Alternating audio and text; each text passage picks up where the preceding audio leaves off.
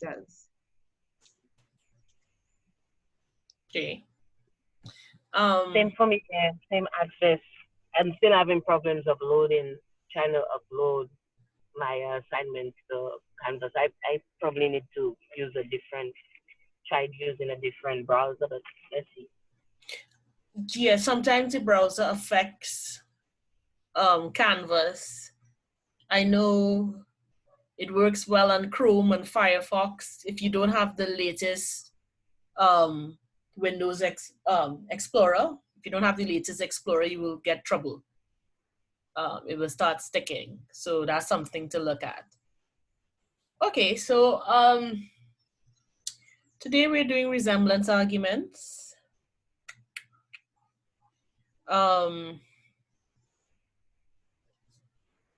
So before we start, right off the bat, what do you think a resemblance argument is?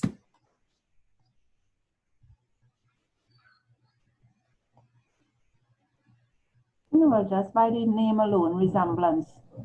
Like what you are arguing and saying, sounding just like what I'm arguing and saying, you know. But we may be thinking that we're saying something different, you know. Yeah, it is basing your argument on it resembling something else. So let's go through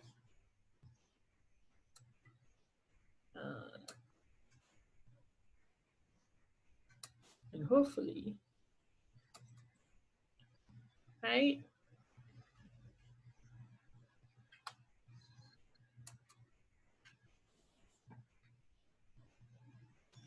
Actually, before I do that, let me just 100% make sure that I have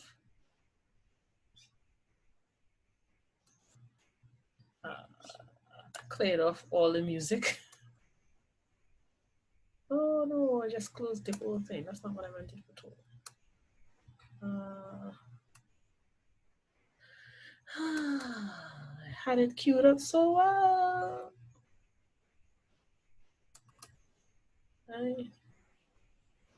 Yeah.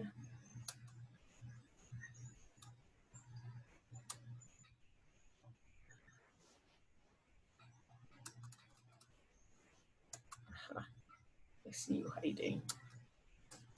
Go here.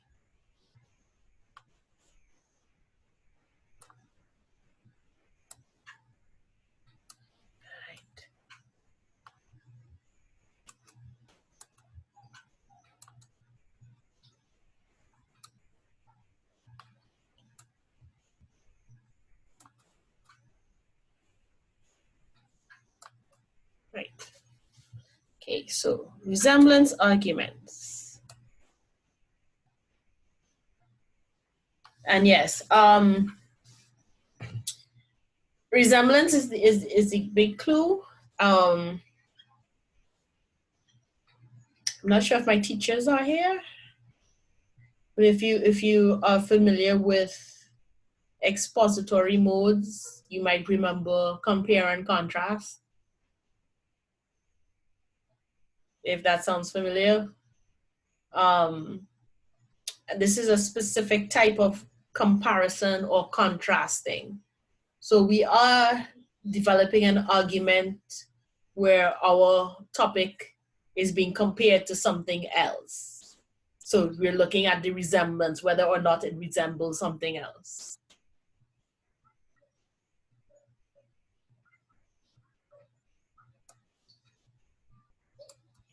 So we want to look, of course, at what exactly is a resemblance argument, writing an outline for resemblance argument, and then developing that outline into an essay.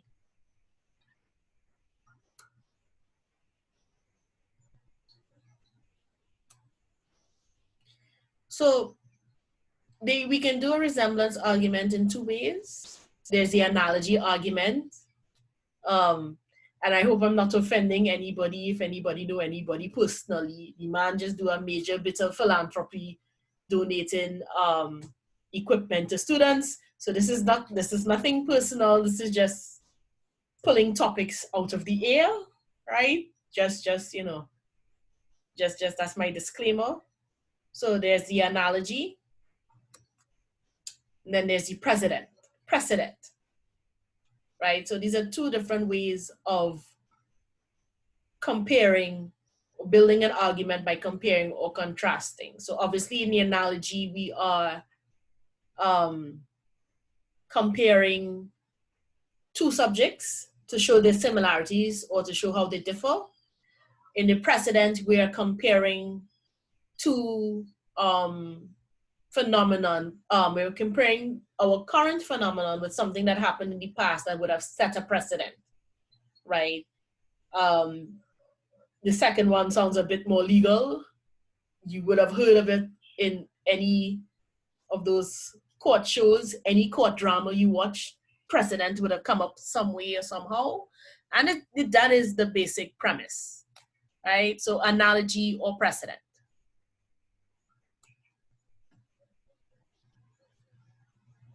So let's look at analogy first.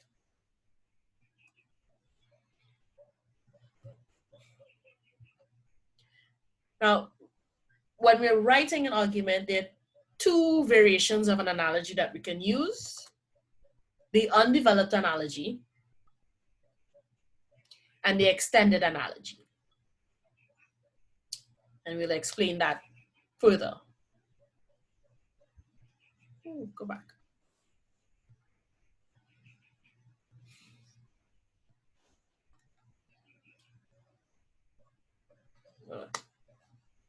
All right.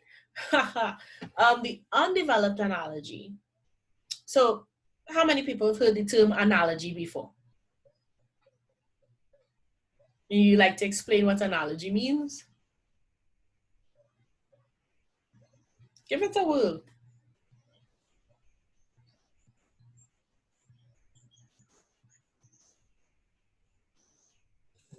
An analogy is like when you create a situation or in order to compare one thing to another.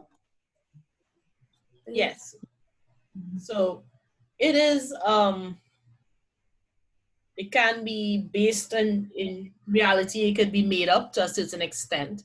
An analogy is like a metaphor or a simile. It is a way of rhetorically comparing one thing to another thing, right?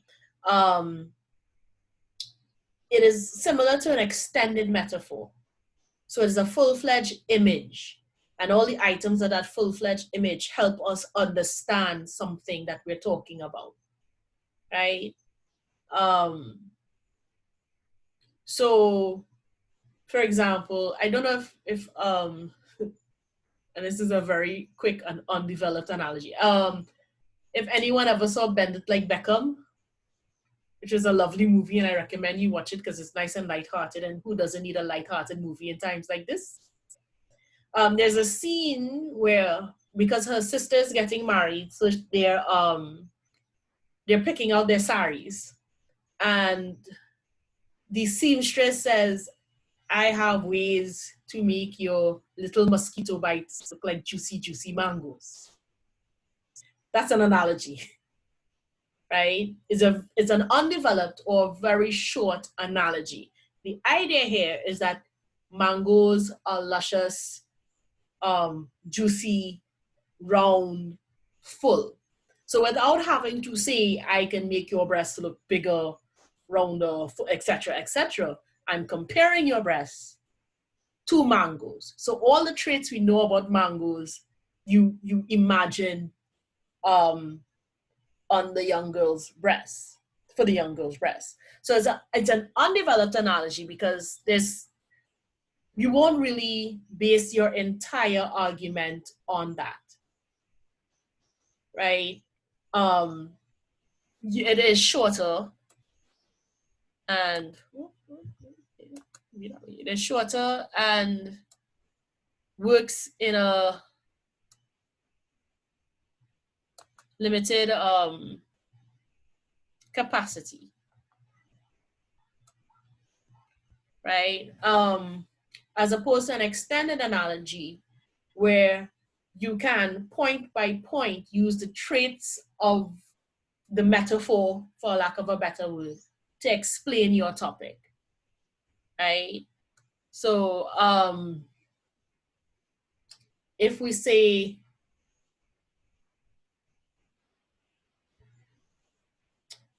if I went with that topic, let's not go Marshall and Trump, because I can't compare anybody to Trump anymore. Trump is special, right? Trump is very, very, very, there's nobody like Trump, and it's a disservice to compare anybody to him, because that's just insulting the other person. Let's say we talk about writing an essay like plotting out your day, right? So when you're plotting out your day, you know what you're going to do in the morning, you know what you're going to do around lunchtime, you know what you're going to do around dinner time, right?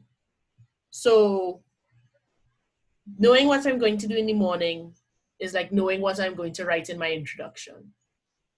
Knowing what I'm going to do for the main block of the day, like going to work, and that's knowing what to do in my body paragraphs. And knowing how I'm wrapping up the day from dinner to bedtime, that's knowing how to write my conclusion.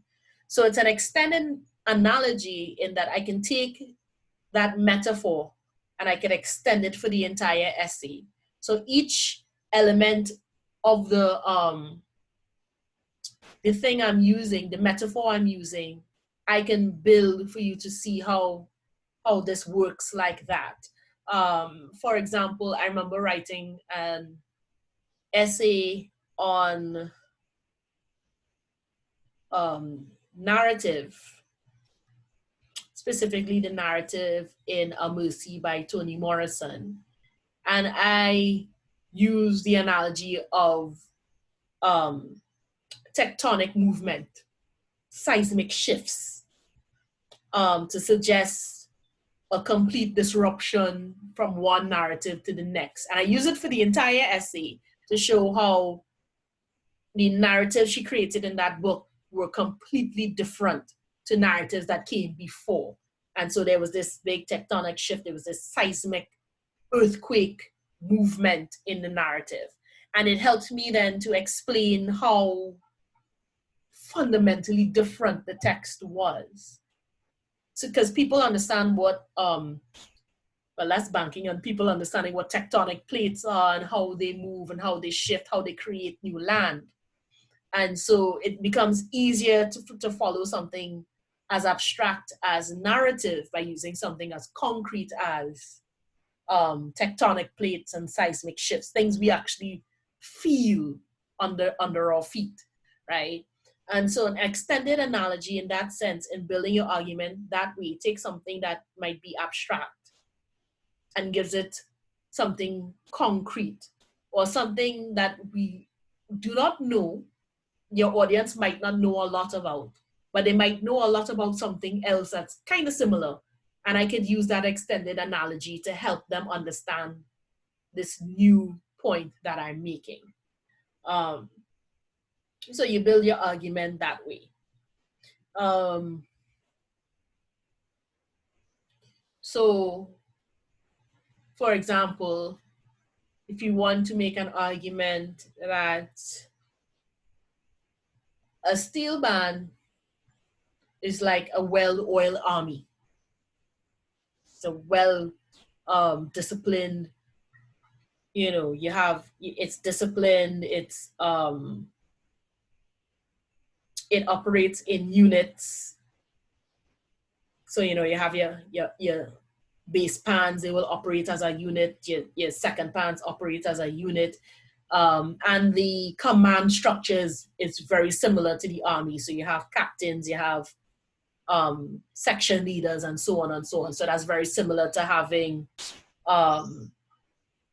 a captain, and under the captain you'll have different troop leaders, and you'll have troops, and they will organize themselves that way, right? So using an extended analogy in that way, so someone might be very familiar with the notion of the army. At the very least, we all know the army is supposed to be disciplined and it's structured and it's, you know, highly coordinated entity.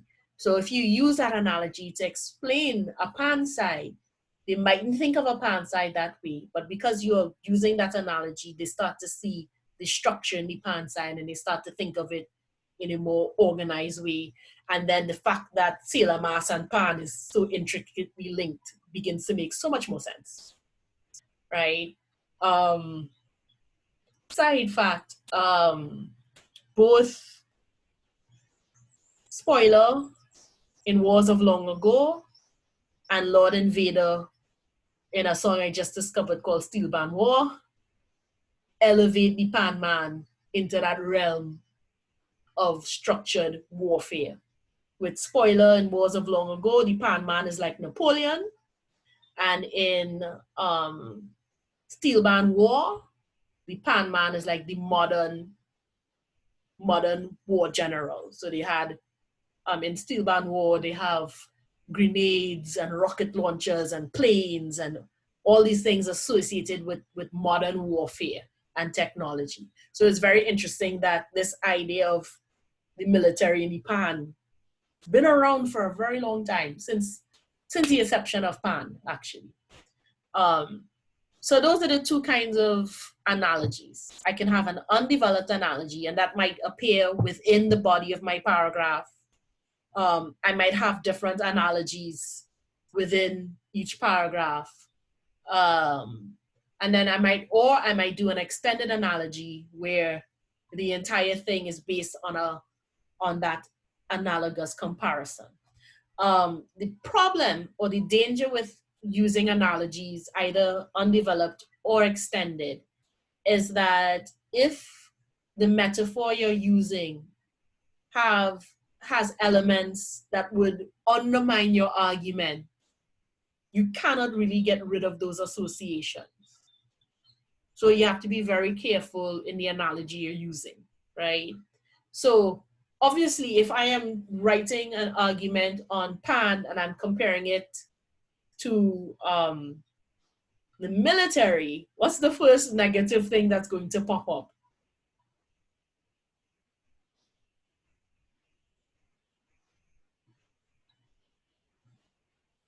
Anyone, feel free to respond.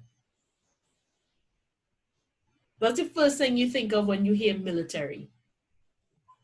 Well, I would think about violence. Violence.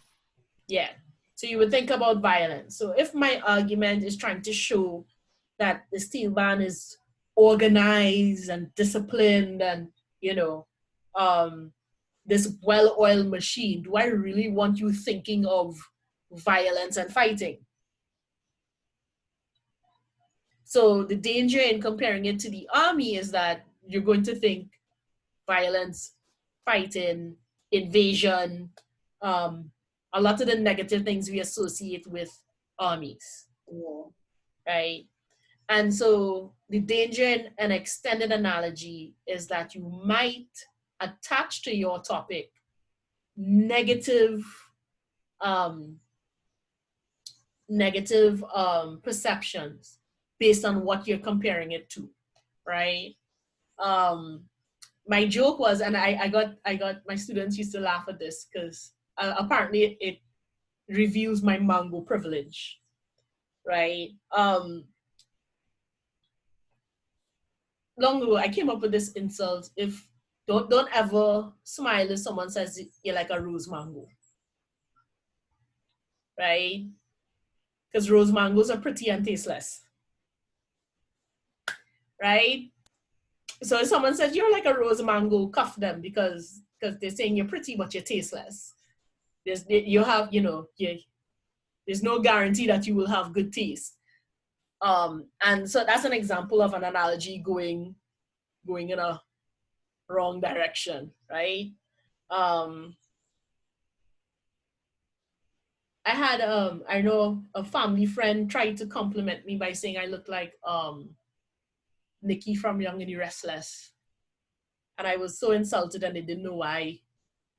But I'm like, because all she does is whine and depend on a man. And so what you trying to say? What you really trying to say to me what you think of me. So the danger in using analogies is that you must be aware of all the meanings, the connotations that we attach to that metaphor that you're going to use, as it can undermine your argument in ways you don't even expect.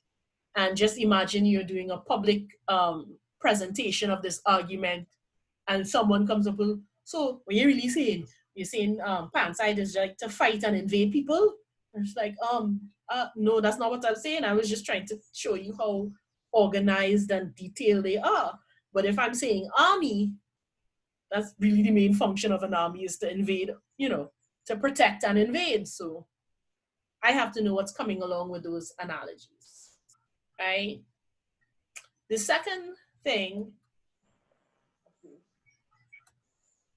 was that a question or no? Okay. In doing the analogy, can you set the parameter at the beginning of anywhere so that the meaning or the intention is followed through by the audience? Say that again. I was wondering if while doing the analogy, if there's a way that you can set the parameter so that your intended meaning is received by the audience? Yes, you can. You can. And the perfect place, especially if you're doing an extended analogy, is in your introduction. So you just highlighting, okay, make your concession one time. I know most people associate armies with fighting wars, but in peacetime, which is the majority of the time for most armies outside of the US, in peacetime, armies do X, Y, and Z, and really those are the traits you want to apply. I want to apply to the Panside, right? So in your introduction, knowing off the bat that your analogy might have some negative connotations, you can deal with it in your introduction, right? You might want to deal with it as you're doing rebuttals as well. So there are ways to address it, but the key point is to know that they exist. Because if you don't know they exist, you won't be able to rebut it effectively, and you leave your argument wide open for attack, quote unquote. I hate to make it sound so contestational, but really in academic writing, half the time what we do is read other people's things and go, oh no, you got it wrong, and here's why you got it wrong. And the ones that are really hard to do that completely are the ones that acknowledge, hey, there might be some funky things going on with this that people might perceive this way, but you know, let's just focus on this, and those funky things let's address but leave aside, right? So does that help? Sorry, right. The next kind of resemblance argument is the precedent. Right? And like I said, precedent should be familiar.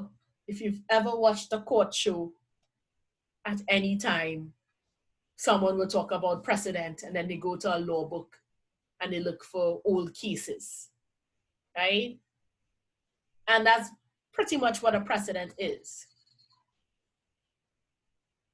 So what you're doing is taking your topic and comparing it to something, to an older documented topic that had a specific outcome, or a specific understanding that you want applied to the topic you're arguing about, right? So in the early example, we looked at comparing legalizing weed with the overturning of the prohibition, right? So when they re-legalized alcohol. So we're looking at the similarities between the prohibition of the 1920s and 30s and having weed illegal, weed being illegal, right? So to make this, there are elements of definition. So we are classing in this specific example, we're classing weed with alcohol, right? So we're defining, we're classifying, we're putting it in a specific category. The events should be similar enough. So you don't want to compare the Hiroshima bombing with closing beaches because of COVID, right? Those aren't nowhere near the same. You don't want to compare those two things. It will do you no, it would not help your argument, right? So those are the two things to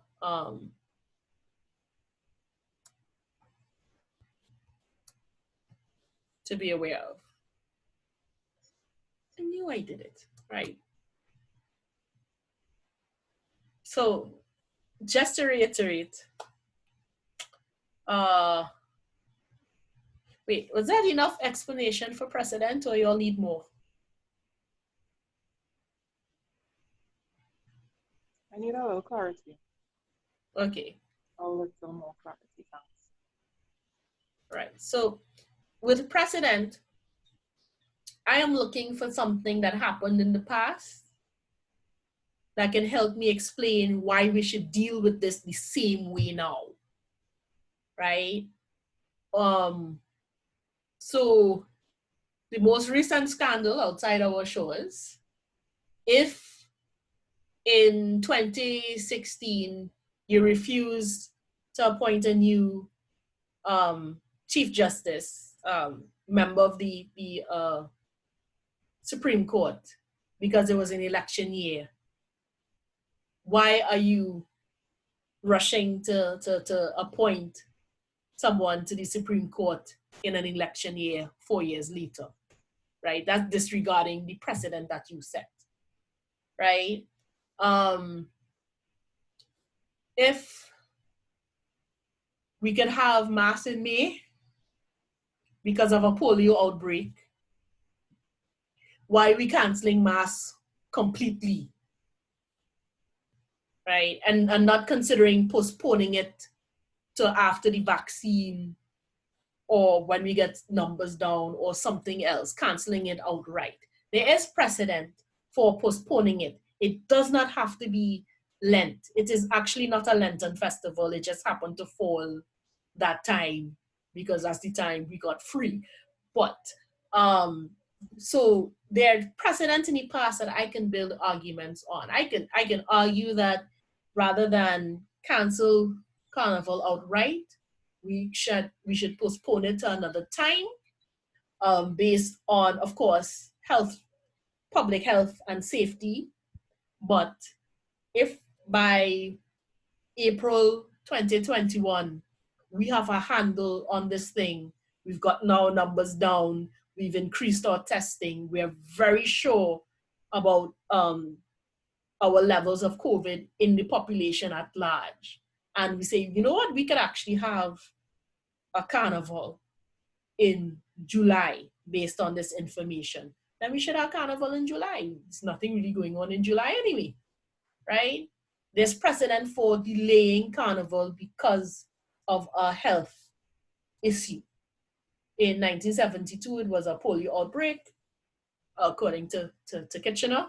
You know, polio or no polio, we play with mass, right? So there's precedent for us doing something like that.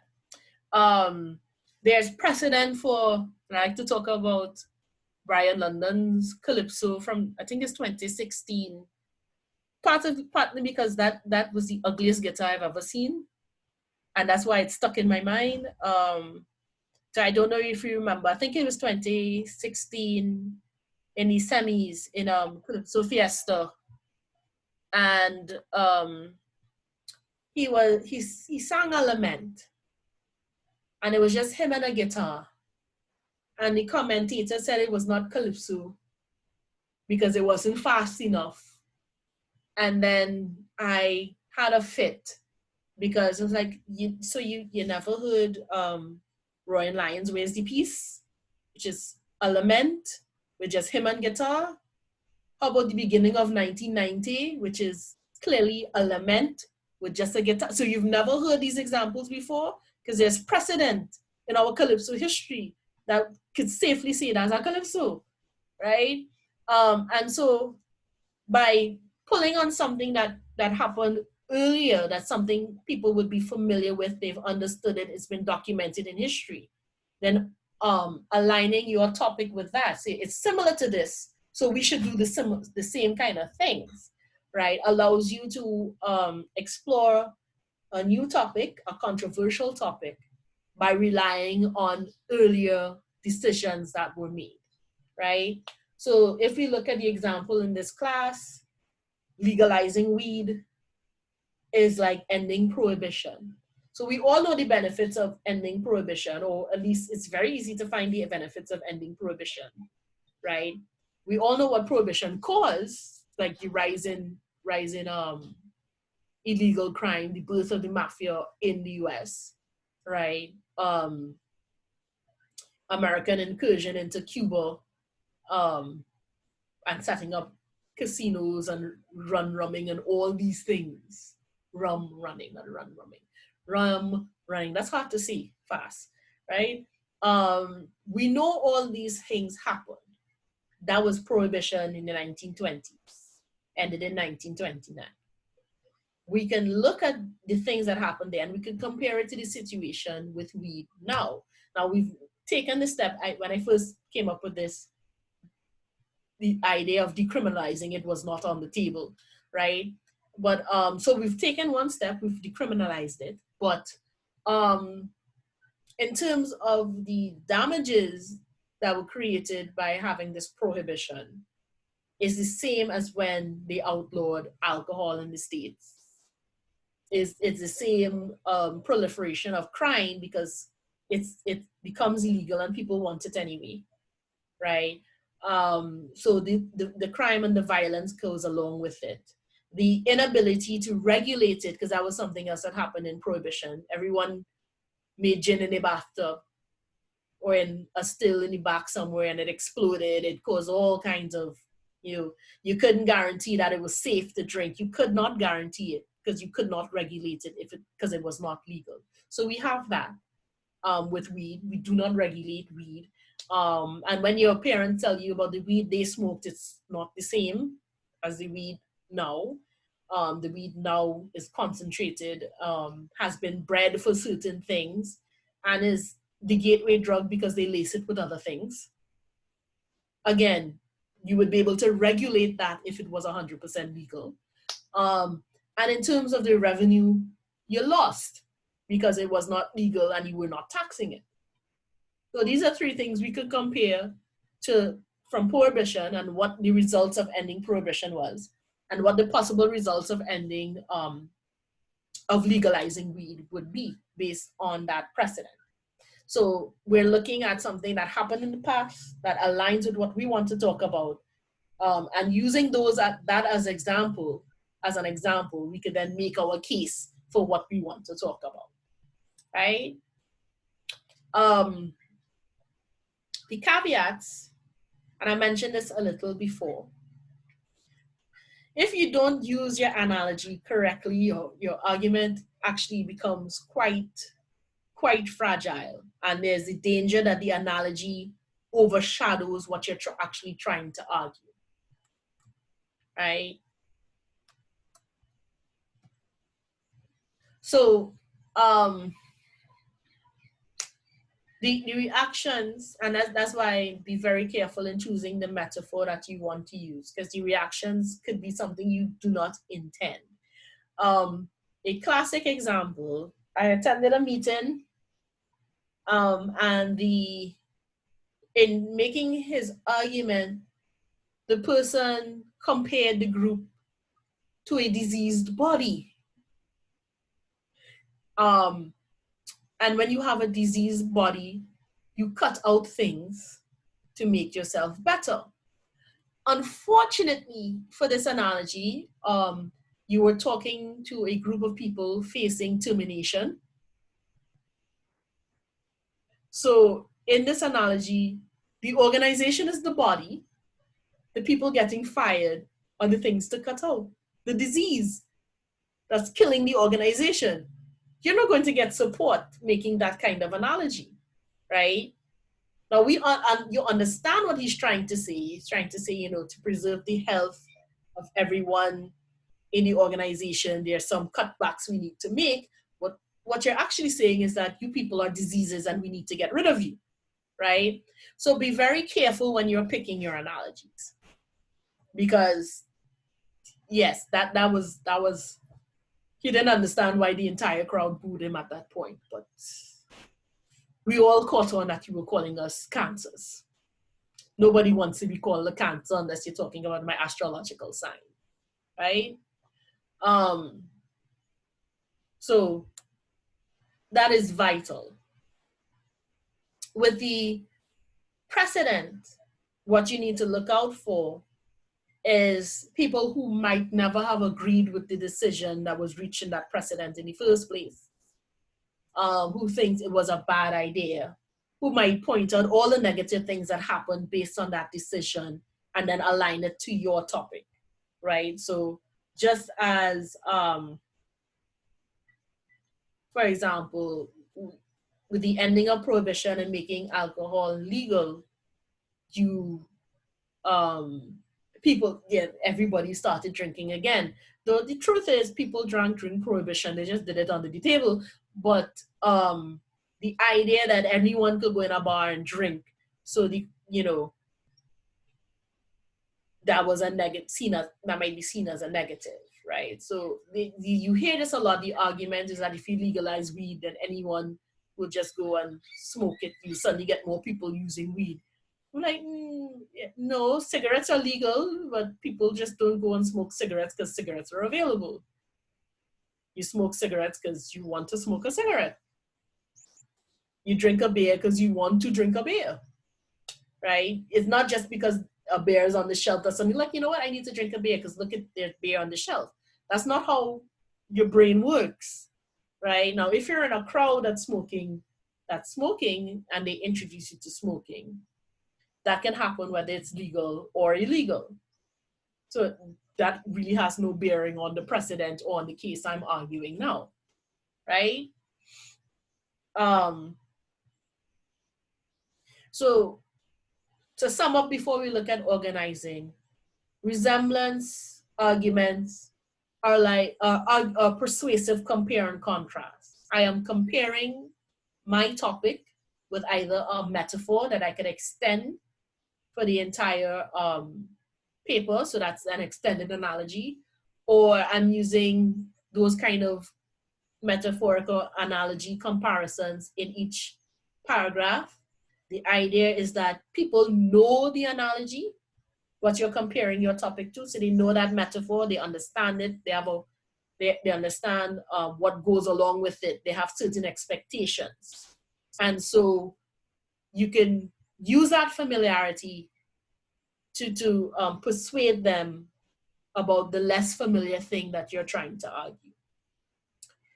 With precedent, again, people would know or should know the basics of the case that happened before the decision that was previously reached or the phenomenon that happened in the past. They know about it because it happened in the past. There was a decision made about it and we know the outcomes of those decisions. And so that familiarity, again, helps you to organize your argument, right? So it takes something I'm familiar with and I am comparing what you might not be familiar with, what might be contested or fodder for an argument because it's not settled. And I'm using that familiarity to my advantage to help explain what I am trying to see, right?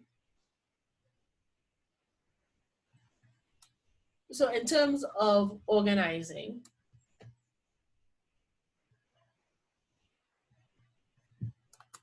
and again, like I said, these are all going to be pretty standard for how you do your introduction, right? So you always want to introduce the issue and state your claim.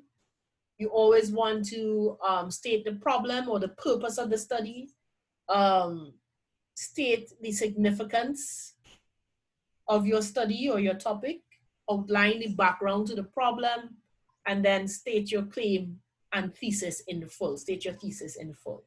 So state your claim. I think we should legalize weed. Making weed illegal had the same drawbacks as the Prohibition era.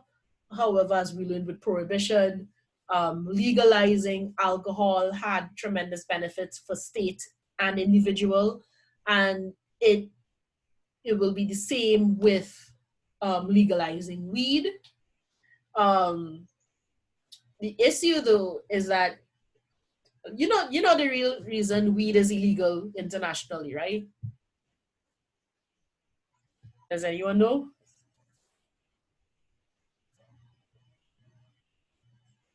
It has nothing really to do with it being a narcotic. Weed is related to hemp. You all know hemp? You know you can make everything with hemp. Cloth, paper. So in the 1920s, William Hearst, a industry magnate in the US, feels threatened by the incursion of hemp and marijuana because he runs, he owned, I think, about 20% of the papers nationwide. He owned like 20 newspapers. He also owned all the paper mills, right? And recognizing that you can make paper cheaper with hemp and more environmentally friendly, but they didn't think about environmentally friendly in the 1920s. He saw it as a major threat to his empire. And it just so happened that the largest communities smoking weed happened to be Black and Hispanic. So there was a lovely racial component as well.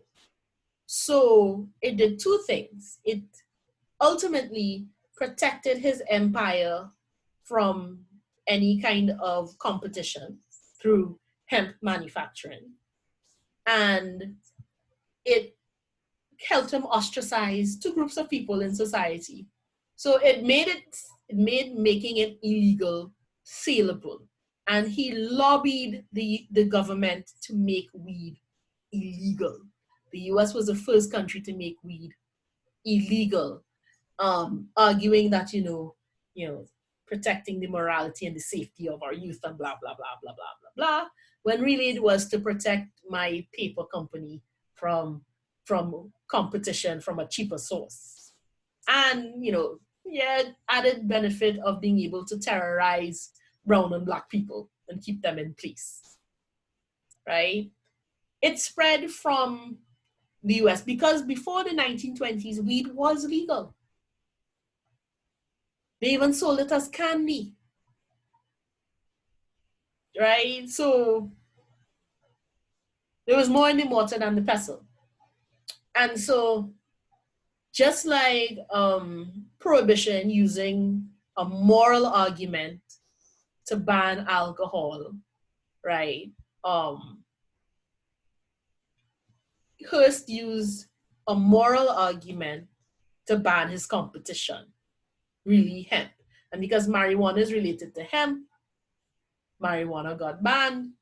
Added benefit, it was another layer of criminality for Black people, and it was a way of excluding Mexicans from entering the country in the first place. So Trump didn't invent anything, right? And so what we have then is a law based on racist stereotyping meant to benefit one person that went international, and so is actually keeping our population from the benefits of weed, both in terms of recreation, medicine, and revenue. So that's the background to that problem, right? I watch a lot of history TV, that's how I know. I used to watch a lot. It's got a lot of History Channel. Thanks for that. So, yeah, don't get started on when they started banning heroin, where heroin comes from. It was invented by Germans in the 1920s to be safe. But anyway, well, that Coca-Cola had cocaine in it. That's why it was called Coca-Cola. I miss the History Channel. Now they just do strange things about movies and aliens. So sad, right? And then you state your thesis in full. I think weed should be legalized because we will get the same benefits as the ending of prohibition as we got by ending prohibition, right? So I'm clearly stating that I'm going to compare prohibition, which is my precedent, with legalizing weed, which is the current topic that I need to discuss, right? And then you would take your time and develop your analogy / precedent. So you would introduce the analogy or the precedent and then actively compare your topic with that, right? So you would spend one paragraph at least, depending on the length of your project. You spend at least, this is 5 paragraphs, you spend one paragraph just discussing the analogy or the precedent. And then you would compare for the rest of your essay how your topic parallels that analogy or precedent.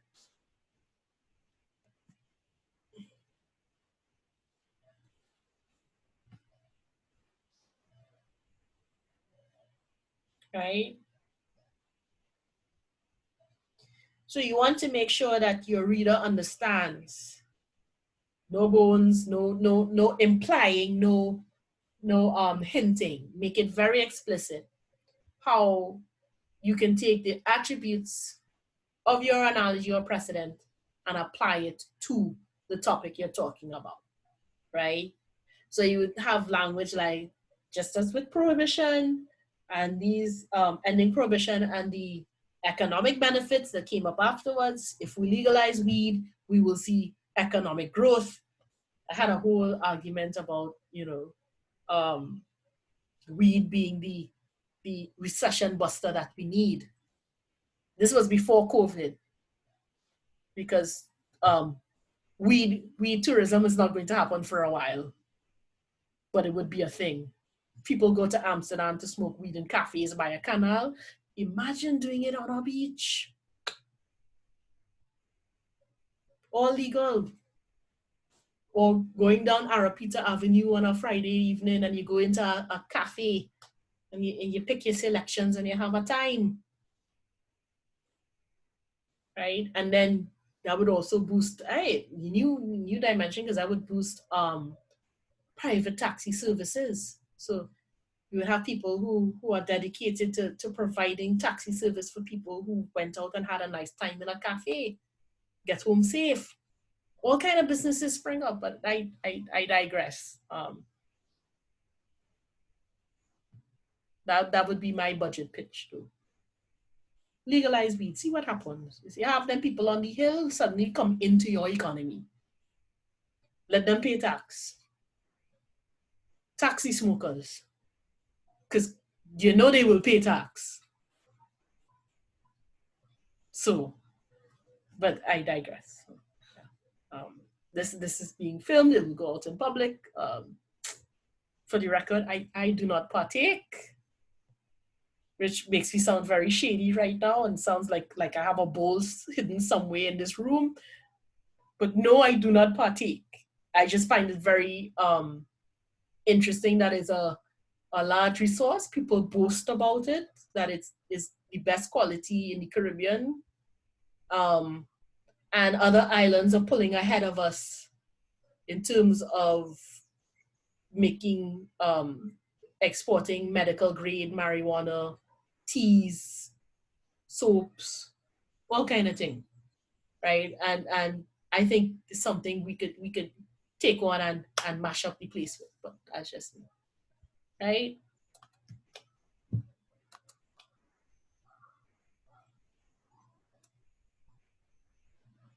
And then of course you want to engage any possible counter arguments.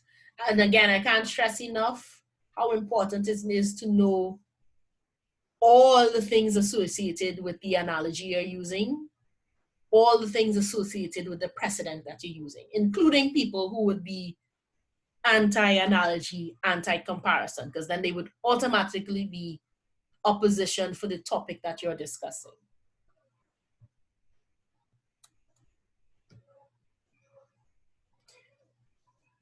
Right. So in this one, the first paragraph, first body paragraph is the analogy or the precedent that you're setting up. And then you're going to spend the majority, the other, at least 1 or 2 paragraphs. This is 5 paragraphs, I'm doing only 3 body paragraphs. The next paragraph, the fattest one, is comparing your topic with the analogy, showing how all the attributes of the analogy or the precedent relate to your topic, and then formal rebuttal.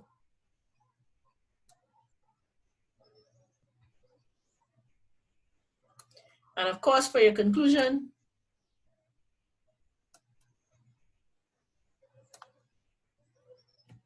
always summarize your arguments, connect it to the bigger picture, and then end with a bang, right? And I think I've said this before, but I'll stress it again. Your conclusion is the flip side to your introduction, right? So if you think of your, if you think of your essay like 2 funnels taped together. So the introduction funnels your reader into the body of your essay, and then your conclusion funnels your reader back out into a wider discussion, right? So your conclusion is the flip side of your introduction.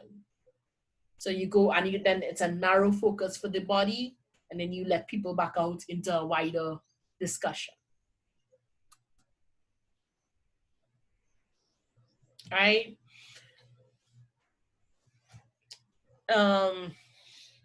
As usual,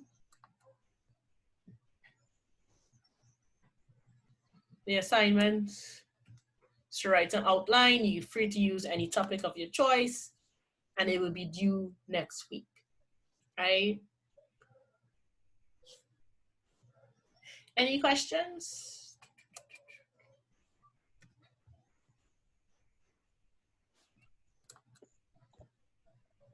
Open it up. I don't know if I got it right. When we're doing the outline, I've looked at examples of outline. You want it in point form, or you want it flowing?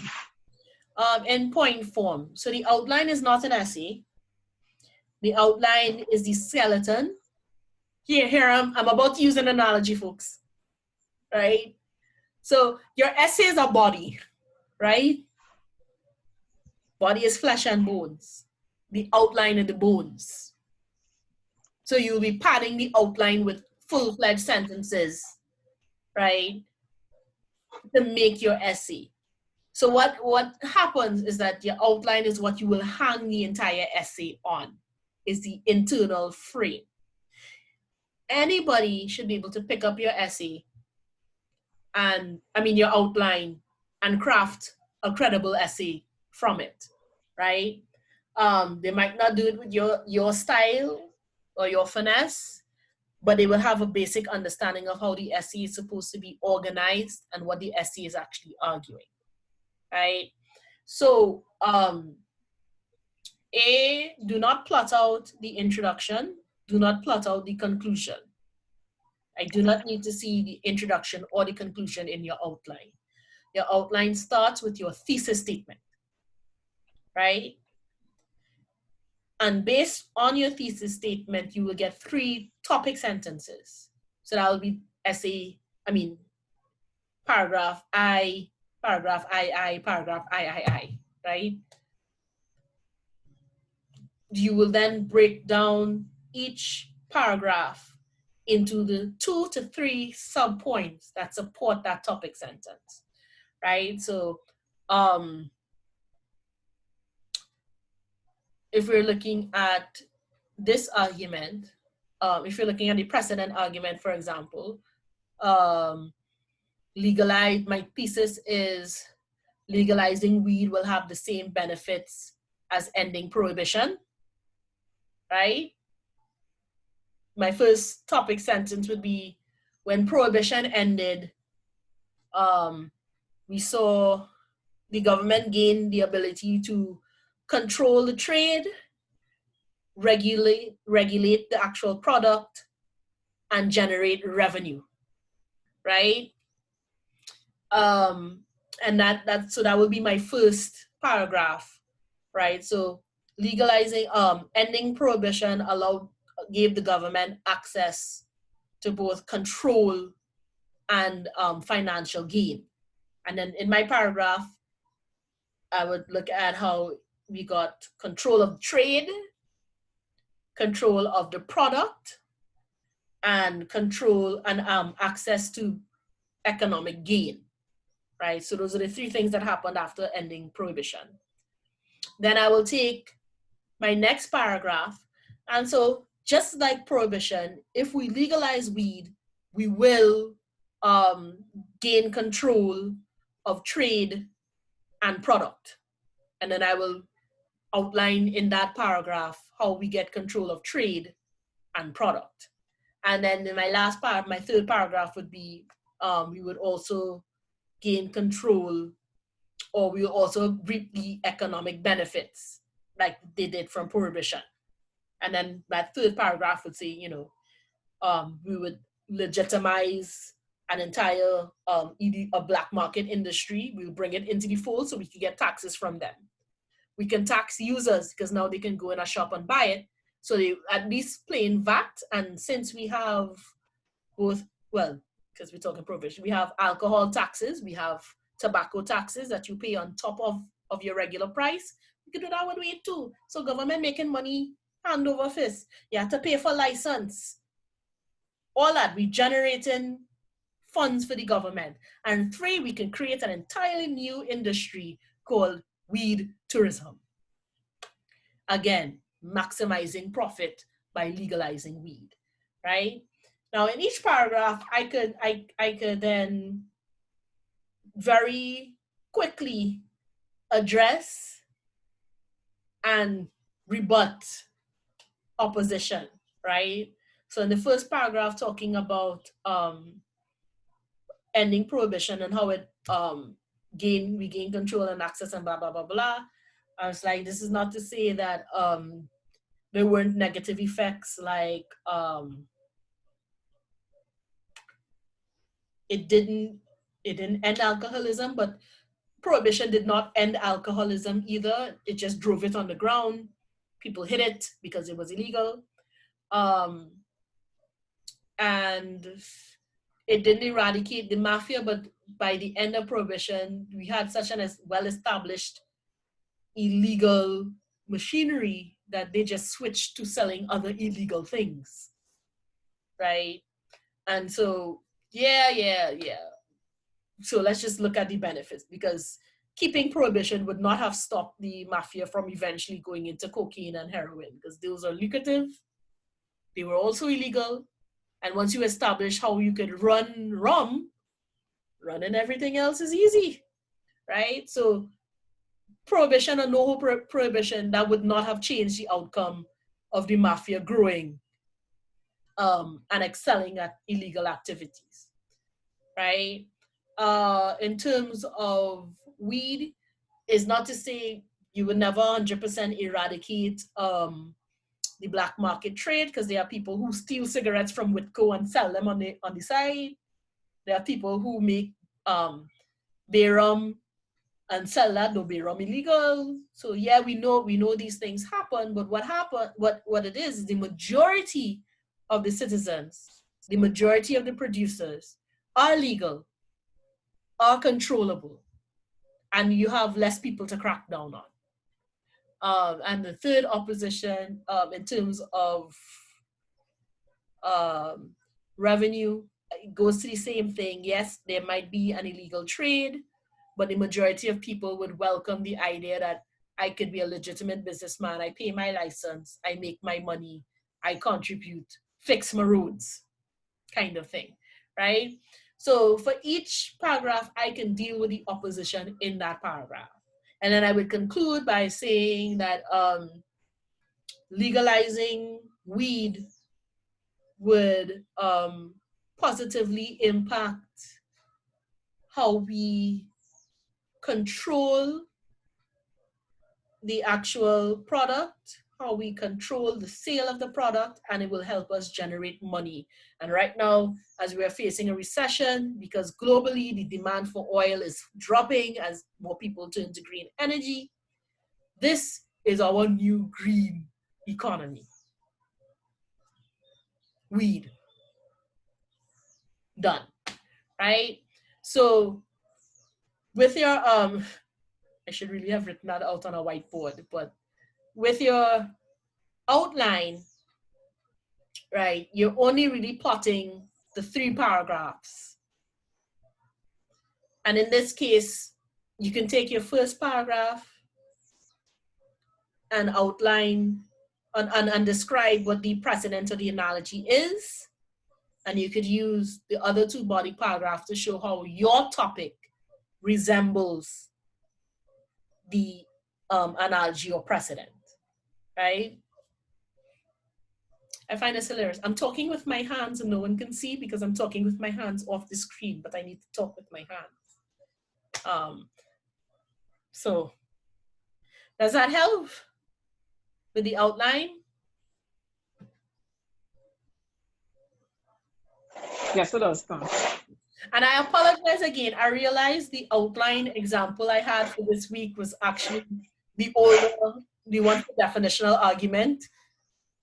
I thought I had edited it, but apparently I just renamed it and forgot to edit the rest of it. So I'll try and have that up, if not by tonight, by tomorrow, please God. And I want to open up for any questions. Let me just see something here, right? If you have any questions so far.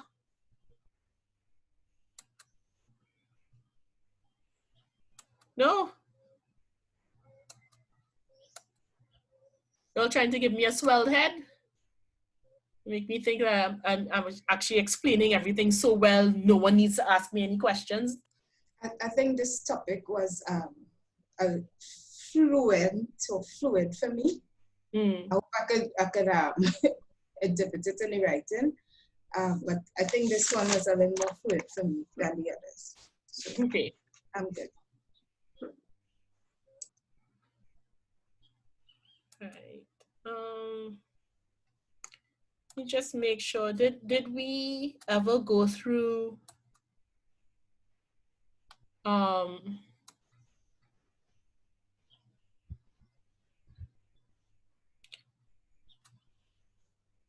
okay, since y'all are still having access issues, did y'all get a chance to look at parts of an essay?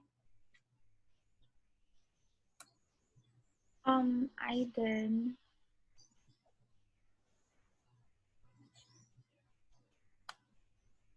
The videos that you had up on Yeah. Numbers, yeah. Everyone got a chance to look at? No? No. See if I can find that right quick.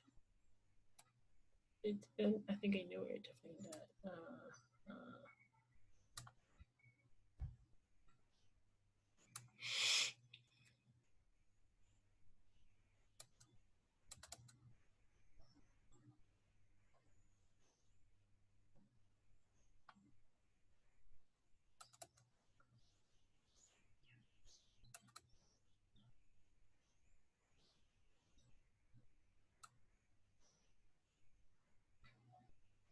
All right, give me 1 second. Maybe we'll go through it real quick.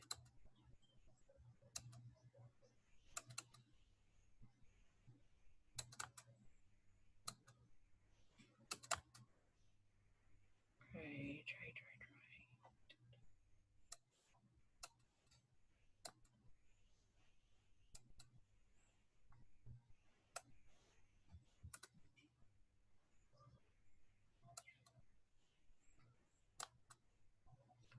I took the timing off. I might not have, but nope. And I didn't take the music off either.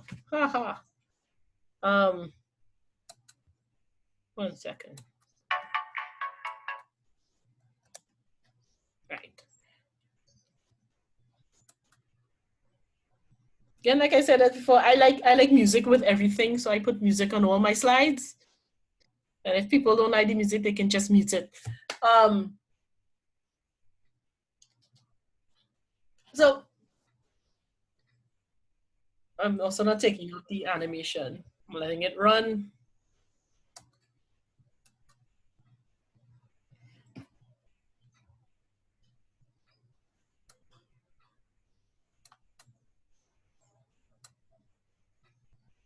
Right? So basically, this is just to help you think of the essay and organize as an organized thing, as a structured thing, right? So there are 3 main sections: introduction, body, conclusion. And I'm basing this on a 5-paragraph essay, but I always stress that you can take the 5-paragraph essay module and expand it for however long you need. You can write an entire book on a 5-paragraph structure. The paragraphs in into chapters and so on and so on and so on, right? So you're seeing the structure on the side. And like I said, it's like 2 funnels taped together, or a nice really long sweetie, right?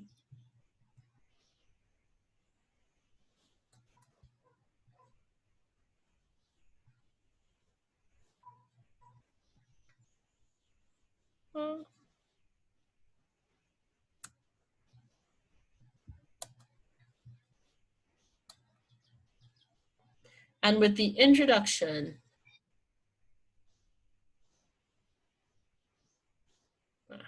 it's too much work to do that, right? So the first part of your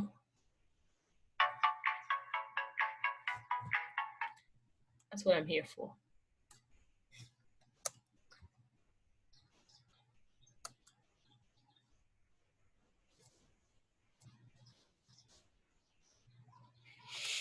So the first part is your introduction. And your introduction needs to do certain things. So with the introduction, yes, start at the top and look at the introduction, right? With the introduction, you want to do specific things, right? You want to give background. So like we've been seeing with the general organization strategies for each essay, you want to give the background to your problem. You're entering a conversation, the discourse. And so you have to insert yourself in that discourse, right? Your introduction is the way to do that. So it has the background, the issue being discussed, the significance of your issue, and then you end with your thesis statement.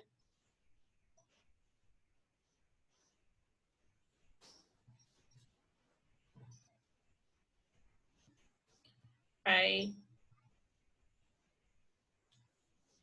So depending on the length, this might be brief, this might be a paragraph in and of itself, explaining the overall topic and why you identify the issue with the topic,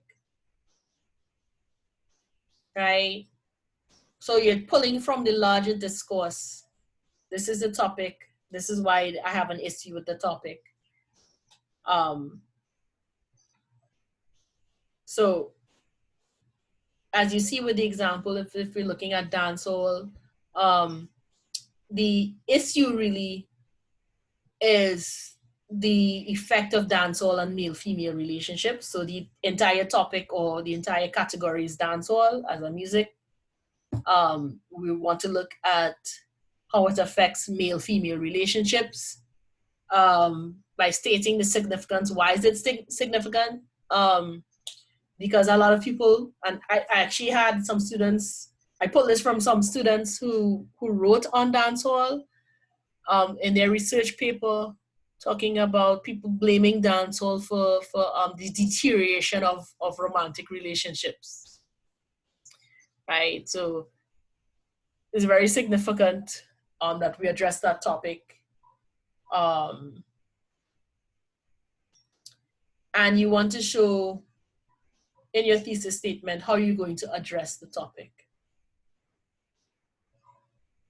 right? So, oh, yeah, I can't write anything but argumentative, apparently, right? The idea for your thesis is that it will reflect your point of view or stance. It will tell people what your purpose for writing this is. So you need to pay attention to the assumptions you're making, the attitude or your tone. So tone is the attitude towards your topic. Mood is the feeling that you create within your essay, right?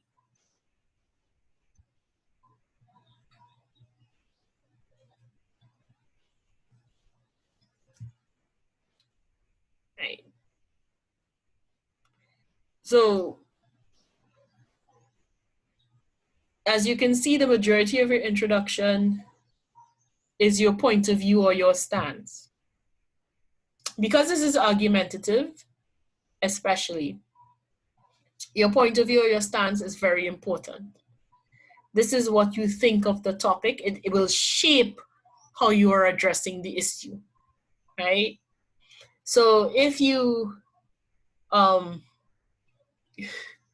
sound ridiculous, if you believe dancehall is devil music, your approach to the idea of the issue of dancehall's effect on male-female relationships would go a certain way, wouldn't it? Right? And the purpose of writing an essay like this is to show people just how evil dancehall music is, right? If you believe that dancehall music is simply an expression of the society at large, you're going to have a different take on the topic. And you're going to want to, your purpose then was to show how, rather than shaping society, dancehall is shaped by society. And so we can't blame dancehall for what it sings about because it's pulling those topics out of what we already do, right? So your introduction serves a very important function. It tells the reader what to expect. It clues the reader into what is your positionality, why you're writing this, why is it important, and so on, right? I've encountered in the past with thesis projects, for example, where students say the significance is that, well, I want to publish it. That's not what we mean by significance at all, right? We mean, how do you impact the discussion that you're addressing? So when we went from the first class, we talked about academic writing joining a conversation. You're making inroads into a conversation. You're contributing to a conversation. Why is your contribution important to that conversation, right? And we said it's either that something, it's not being addressed at all, it's being addressed but improperly. It's being addressed, we're on the right track, but we need to go further. So those are the three things you can draw significance from, right? So with this week, with the resemblance argument, looking at the precedent for weed being legalized, the significance is that we, in all the discussion, we tend to focus on morality, the moral implications of legalizing weed. But this is overshadowed by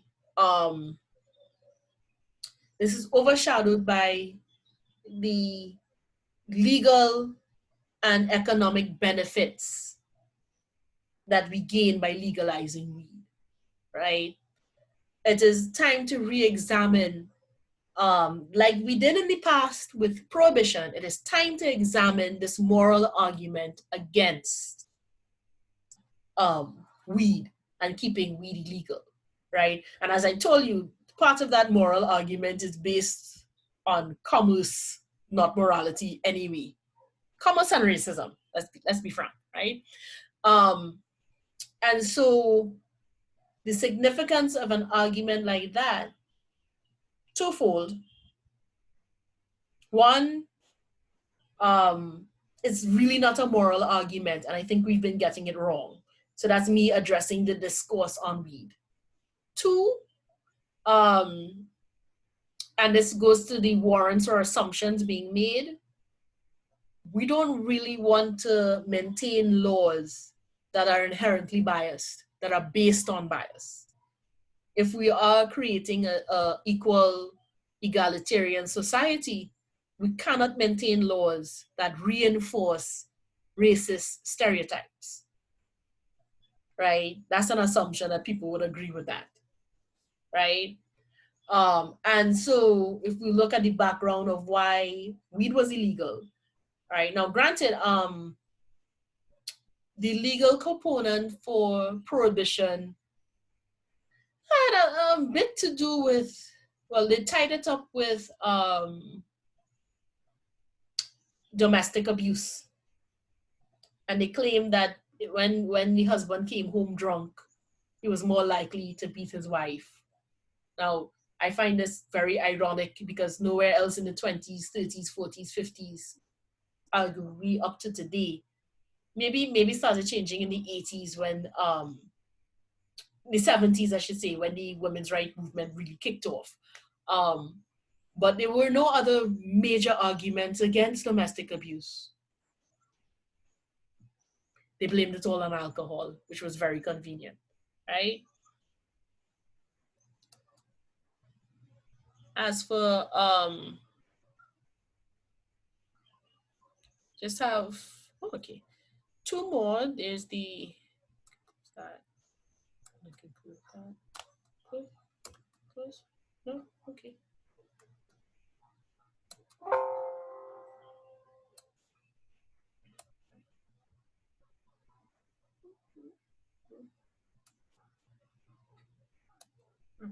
Right.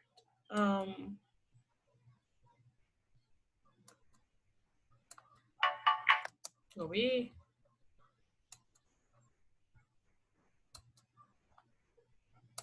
Right, that remote control.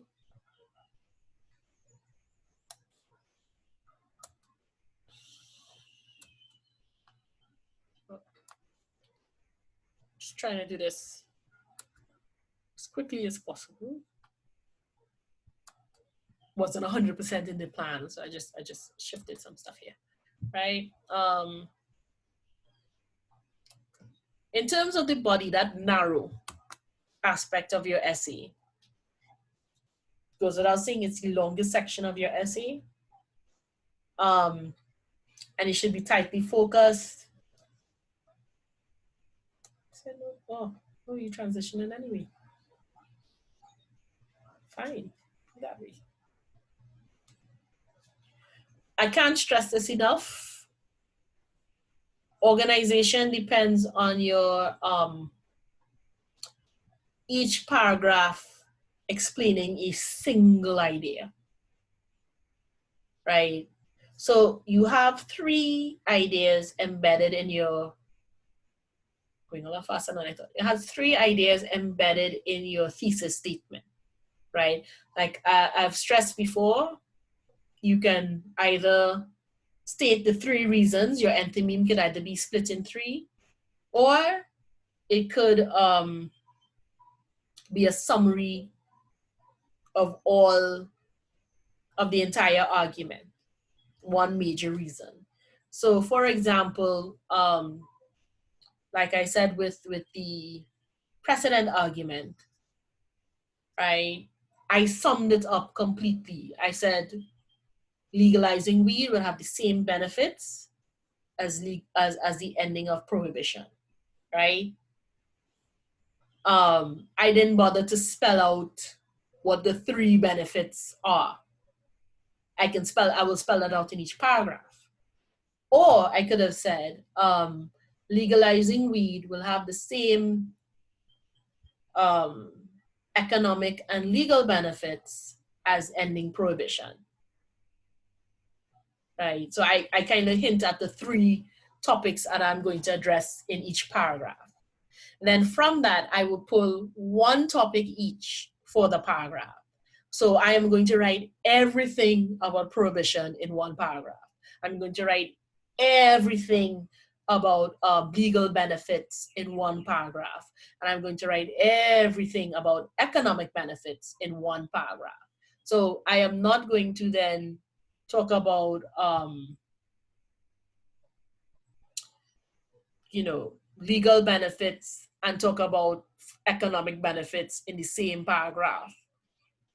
They're going to get their own separate so that we will focus. So when I'm reading it, I develop completely you're developing completely the logic behind each assertion that you're making to support your claim, right?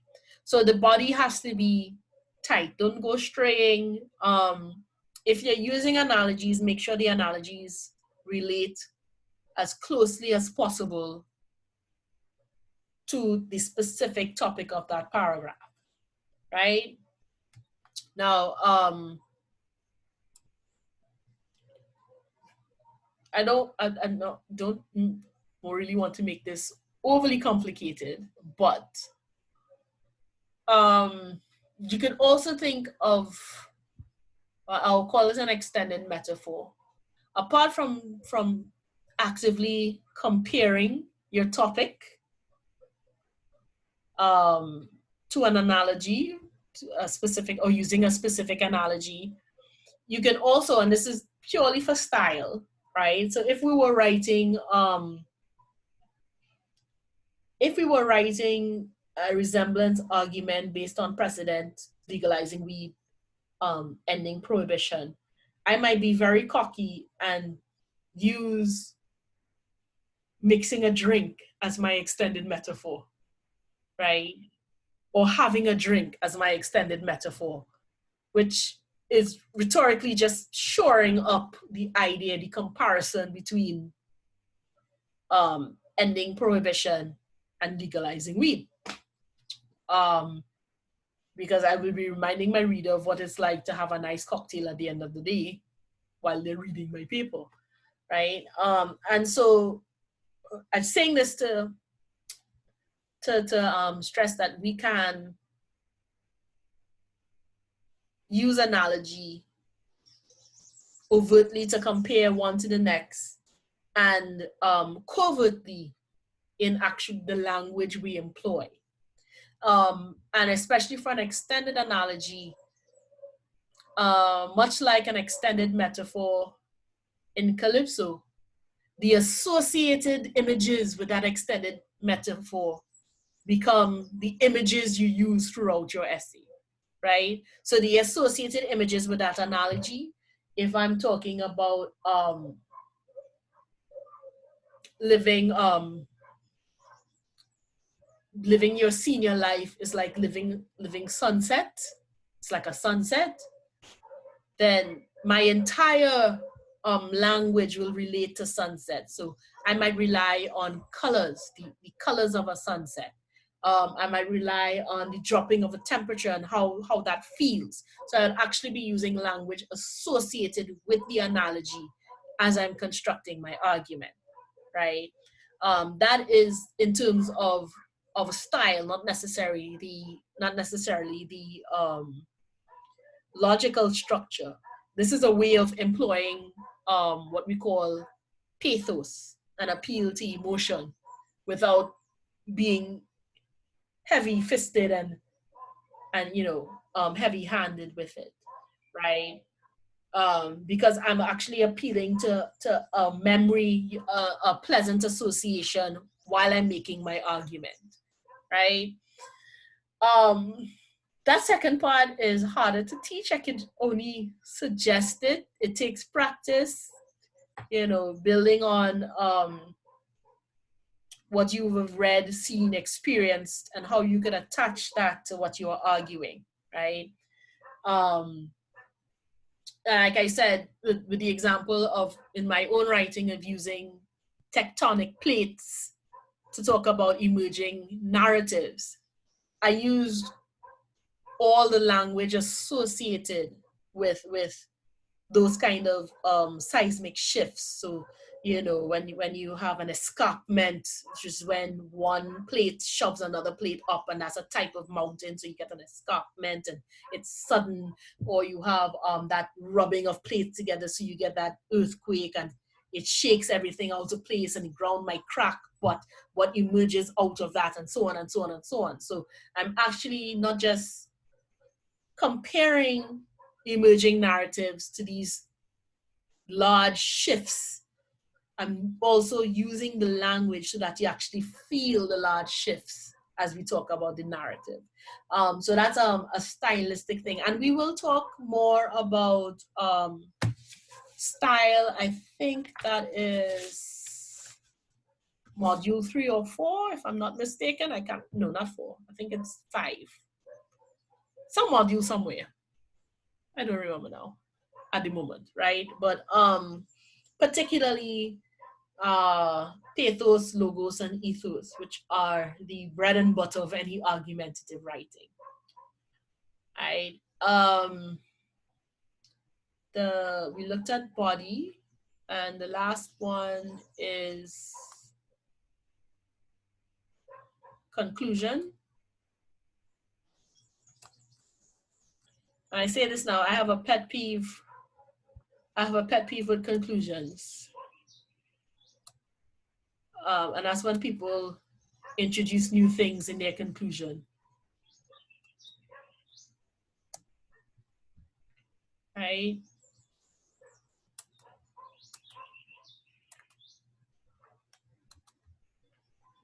This is the last thing, and after this, again, open up for any questions, comments. I don't think I've done this with this class before, but question, comment, what's your biggest takeaway for the class, from the class today, from the session, right? So we'll just look at conclusions.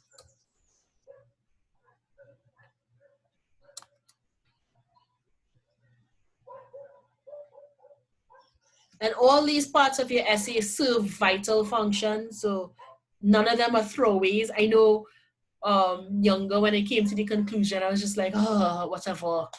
And you do some perfunctory thing and you let it go. But the higher up the level of writing you go, the more important each element becomes. And so your conclusion is also very important, right? Is that last taste that you're leaving your reader with, right? So I always stress, don't close the conversation completely. It annoys me to no end when people write in conclusion, because if this is a conversation, we're not ending here. This is not the last word. So saying in conclusion suggests that there's nothing else to be said.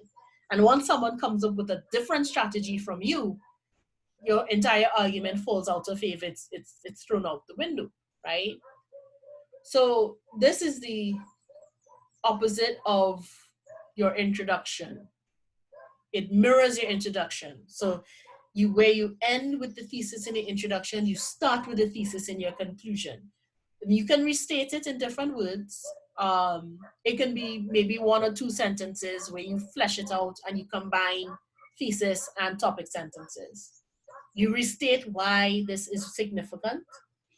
Again, in other words, in different words. Now that they have the benefit of your argument, you can state the significance even more. And then what is the general issue that you're dealing with, right? So really reversing what you did in your introduction. And then the last thing, of course, is how does it reconnect with everything in the wider topic, right? So I'm tired of talking about weed and alcohol. So if you're making an argument, then if you're looking at the how masquerade has a language, how that language is spread and adapted from one culture to the next because it fits a cultural need, right? And so in a larger perspective, well, to state my biases, it would probably be because I'm a Pan-Africanist who kind of lean towards that. Because people still argue that Carnival is French just because the name is French, but it's not French. What we do on the street, it had nothing to do with France. And really the precedent for this is how, for example, the Ekpe Festival in southern Nigeria spreads from the coast up into northern Nigeria, right? So you see different communities either through travel and trade experience the Ekpe Festival, which is the Secret Leopard Society. So they have this masquerade. Whenever they crown a new leader of the Secret Leopard Society, they will come out and do a masquerade. And they're different masks and they mean different things. People observe them from other cultures, other Nigerian cultures, go, oh, you know, we don't have that in our culture. And I think I want to, this is something I like the expression, I like what it's saying. And I think it's something I want to say in my own culture. So they take it back and they adapt it to fit what they know, what they observe. So the masks change a little bit, but some of the structures remain, and so that that masquerade language starts to spread, adapt, and shift to fit its new space. And when you look at Carnival and the things that we do in Carnival, you can trace it back to things to ideas, treatments that came across in the Middle Passage and after, because we had indentured African workers after emancipation who came, you know, culturally uninterrupted and reinfused a lot of our practices. And so we could actually trace dance moves, music, costuming, and the ideas behind those costuming to cultures on the continent and how they were adapted here. My favorite new example, speaking of the Ekpe Festival, if you listen to the music of the Jab Malasi / Blue Devil / Jab Jab in Grenada, right? You're actually going to hear similarities with Igbo music, especially from the southeastern region, including the use of metallic sound, metallic drumming, the staccato drumming, and the screams, even the screams, right? And physically, this idea of dousing your body in a color, right, is part of the Ekpe Festival. The Ekpe looks like a raffia leopard. So it has a really large collar, raffia collar, mask, and a knitted body with raffia feet. So it emphasizes the dancing.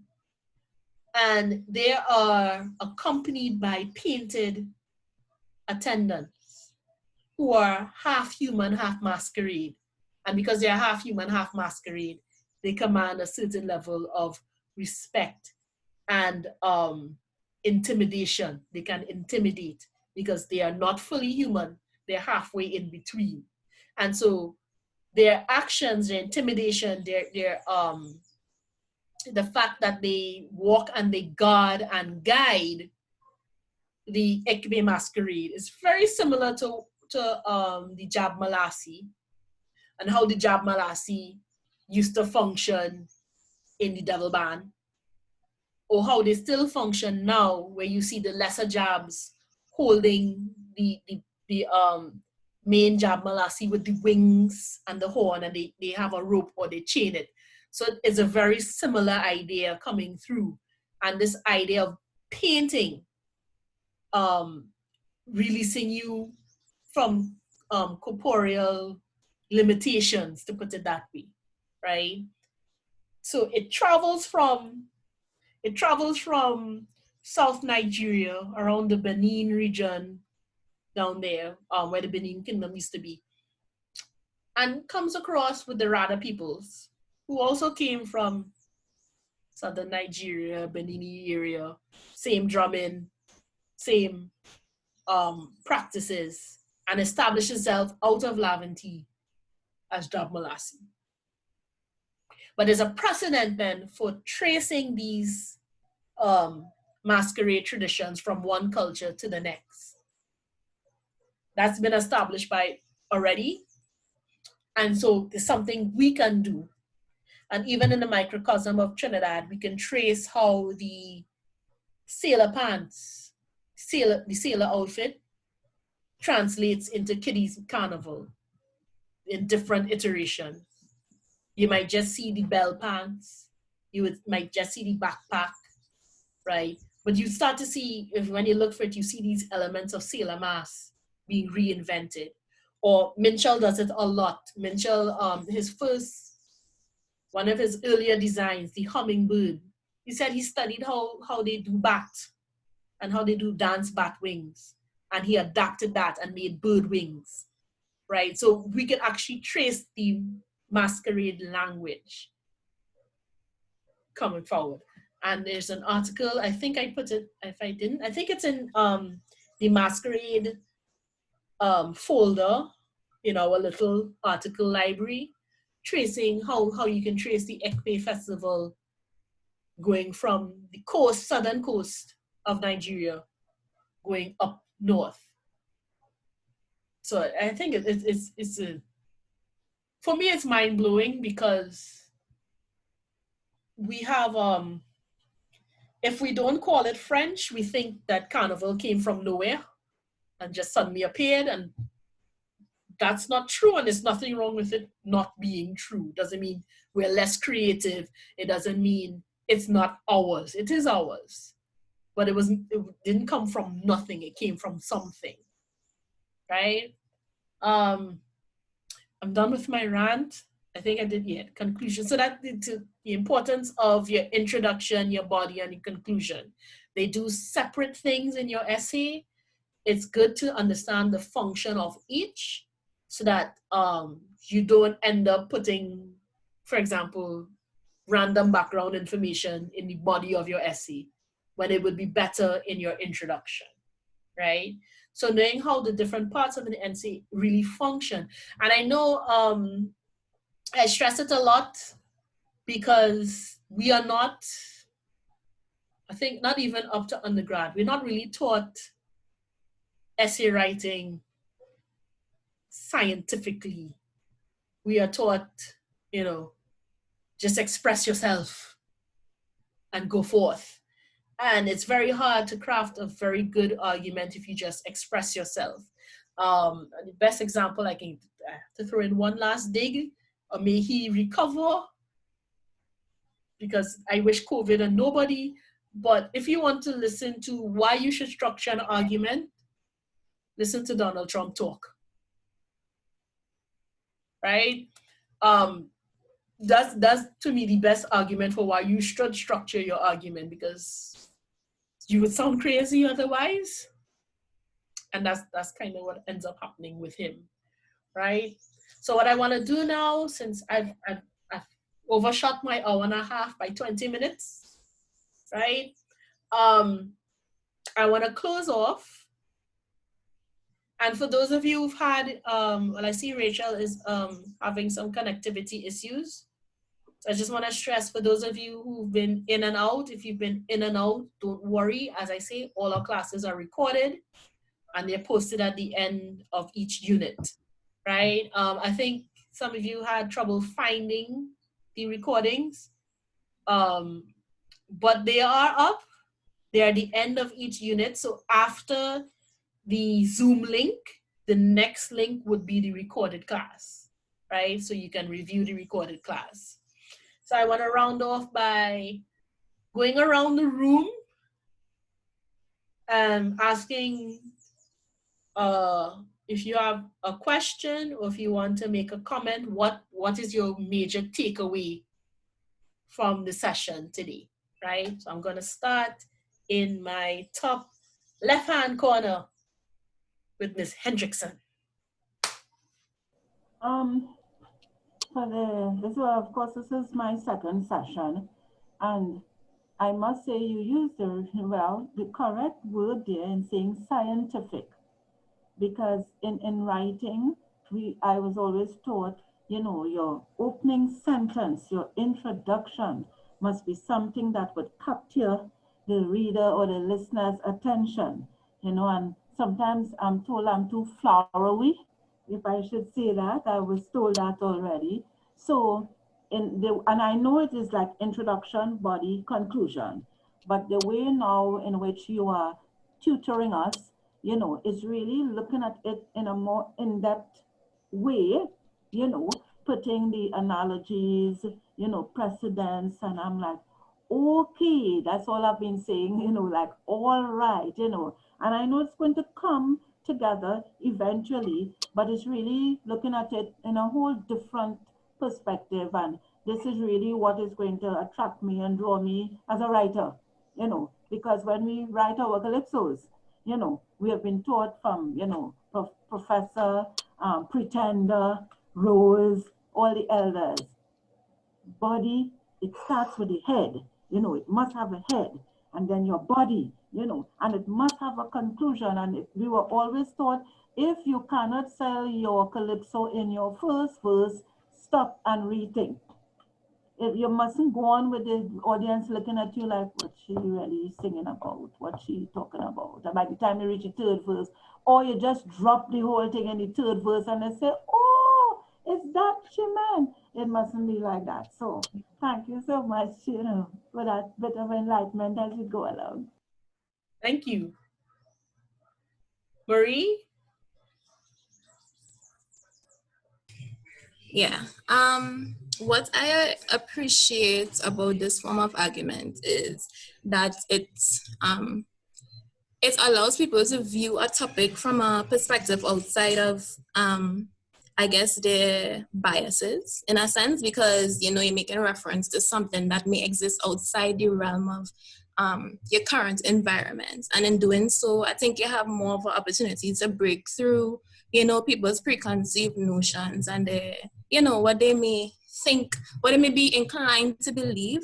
And just, you're giving them a chance to see something from a new perspective. So I like that about it.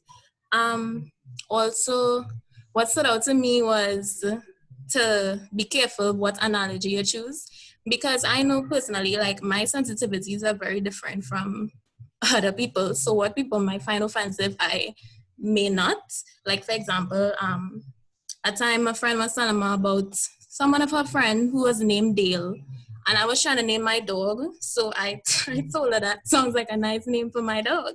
And she was very offended, but I I love dogs.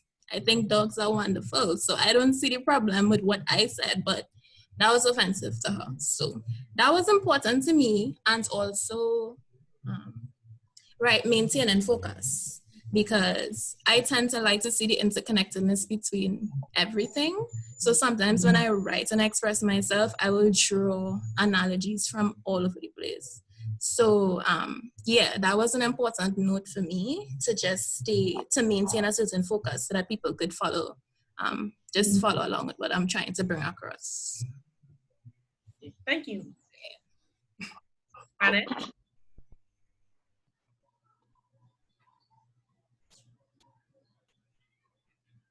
Hello, you hearing me? Yes. Right, okay. I am beginning now to understand better and the flow that you explained from your introduction, going into the body, the funnel, and coming back out. and you went more in depth to me, more in depth, and you pulled other analogies to make us understand better. You know, so I think I know I'm in a better place now, but I will still make mistakes, you know, and I hope you will guide me accordingly. So, but all in all, I'm in a better place right now, thanks to you. Yeah, and oh, one more thing. What was the name of the group in Africa you said did the leopard masquerade? EKPE. E-K-P-E. E-K-P-E. So EKPE. Okay. EKPE. Thank you. That is something I will explore. Thanks. No problem. All right. Kadeen?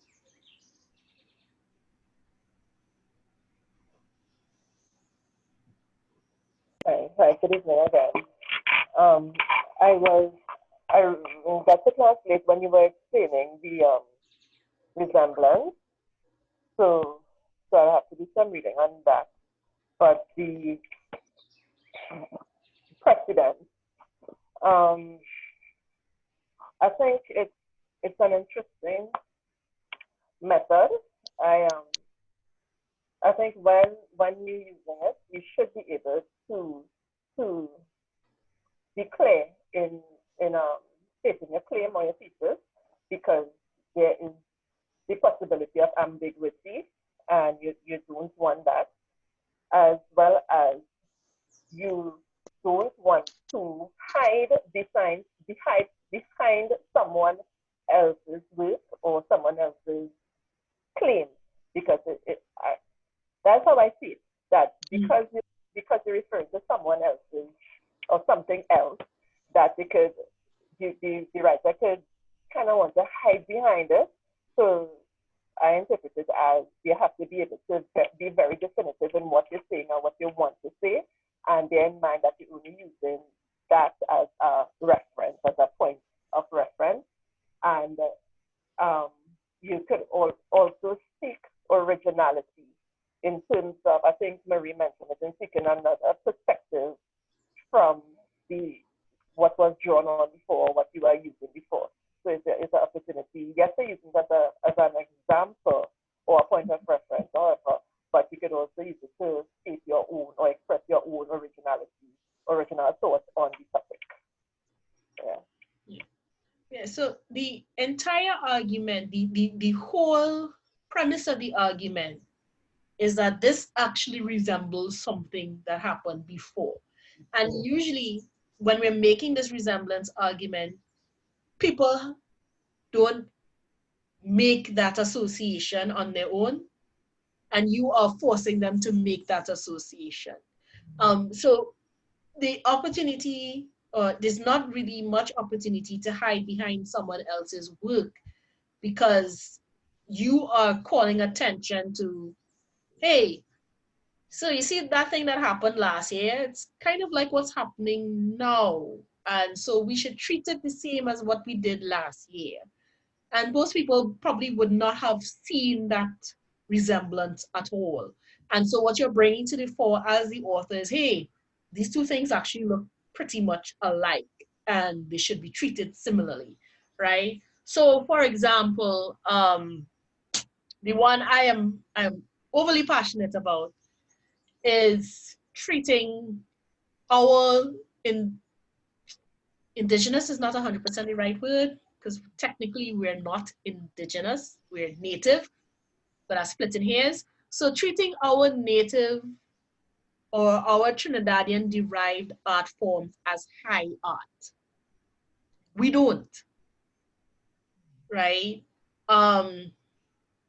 So for example, when I talk about Calypso and I use literary theory, I am treating it as the high art, what internationally we consider high art. 9 out of 10 times, this is not how people talk about Calypso. And it's problematic. If this is our, what I call our lingua franca, right? This is the common language of Trinidad and Tobago. I don't care what race you are, I don't care what religion you are. Everyone has heard of Calypso. Everyone understands the idioms in Calypso, the structure of Calypso. This is a Trinidadian thing. And to not, and to equate it to just, first of all, rum shop talk is belittling. There are heights in rum shop talk that you won't get in the highest philosophy book. That's besides the point. So when we talk about Calypso, is just entertainment, or is drag foot song, or is, you know, X, Y, and Z. We don't appreciate the craft, the depth, or the meanings that the Calypsonian didn't even mean to put in the song, but it's there, right, for us to extract. We do not do that kind of analysis. My favorite example, and it went viral, when the young man, I can't remember his name, and he had a song, he had a, I think it was 2016, 2017, Strange Fruit, right? And the woman who shall remain nameless said on national television, this is interesting. He's comparing bodies to fruits hanging from trees. And I was like, have you never heard Billie Holiday before? Holiday, Strange Fruit, yeah. Right? But the fact that you cannot elevate the conversation, right? And let's not even get to the point that she didn't even reach to the idea that is interesting that he's sampling a Kanye West sample of the Nina Simone version of. She couldn't even get there. And what does that mean in terms of constructing the song, and or the fact that it was a ripoff of Slave? And not really, because then he talked about American slavery and not Caribbean slavery, and we didn't have these conversations. We are yet to have these conversations, right? But it's all there in the Calypso, a conversation to have about that Calypso, right? Are we going to talk about the 2020 winning song and how it inverts the racial paradigm of Congo Man? And where in the 1960s, attaining white flesh, abusing, having control over white flesh was powerful. Here it's internalized. And my blackness is the power. Because once you taste this blackness, you cannot go back. And that's very, very powerful. It's a powerful statement to make. Are we going to get to that kind of elevated conversation, right? When we talk about masquerade and what masquerade means, are we elevating the conversation, or are we simply, you know, that's a pretty costume and you're finished with that, right? Now it's up to people like us in a program like this to elevate the conversation and push the elevation of conversation every opportunity we get, right? But the general population, Carnival is a party. They don't understand the depths. They don't understand the things that it shows us about ourselves that we could talk about. Masquerade in general is a major cultural vehicle. It combines different cultural products into a cohesive narrative that tells us about what that society is, what that society believes. It's aesthetics, it's epistemology, it's ontology, it's cosmology. We do not address, and this is such a vital philosophical thing that happens every year. The people who do it don't even know they're doing it. They're engaged in this really deep conversation, and as academics, we're supposed to be pulling that out. But in general, people don't treat it as this high form of art that is questioning our understanding of life, what it means to be human, what it means to exist. But we're doing it all the time, right? The precedent for that is, look, now you can go to international conferences where people have spent their entire careers analyzing comic books and graphic novels as literature, right? Or how, you know, you have Oscar-worthy movies, and the Oscar-worthy movies aren't necessarily commercially successful. There are things that when you watch them, you go, oh my gosh, I never thought about life that way before. They are all objects of art, and we are producing objects of art, and we don't treat them like objects of art, right? And I forgot what I was talking about actually. So yeah, let me end there because I actually just I fell off the train. But in terms of this argument being your contribution to the discourse, your interjection, your intersection, right? Shaping the discourse. That's what I hope you all go out and do. You help shape the discourse, right? Let me stop my rant now. Thank you, Kadeen. Let's go to Stacy.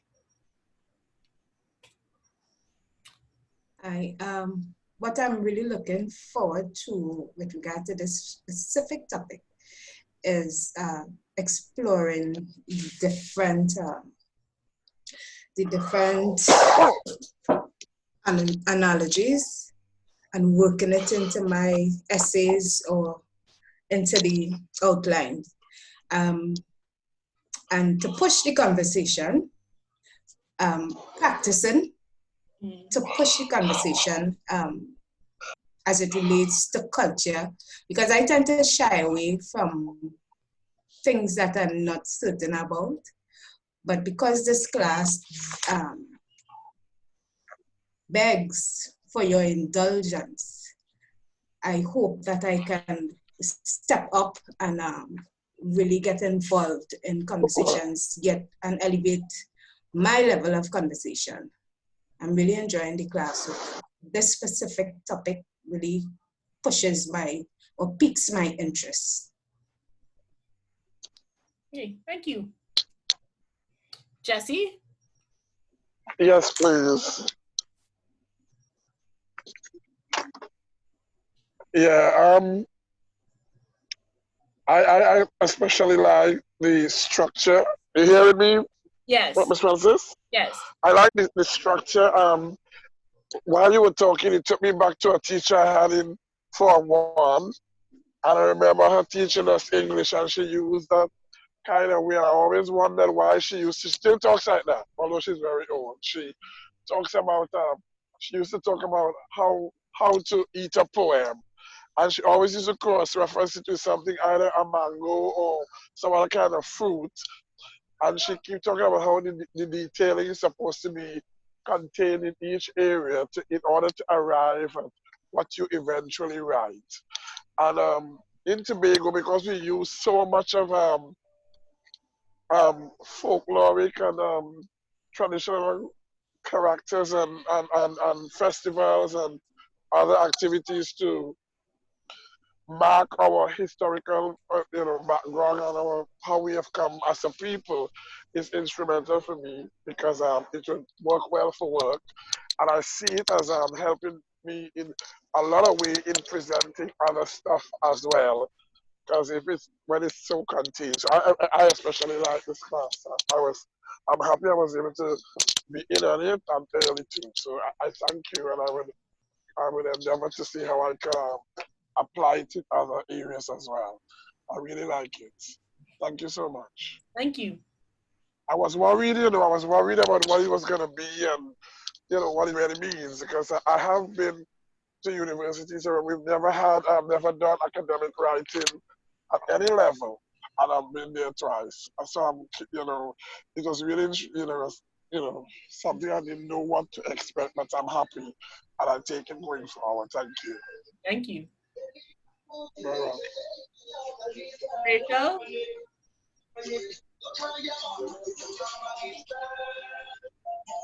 You hear me? Yes. Jesse, if you could mute. Yeah, sure. Thanks. Yes. Yeah.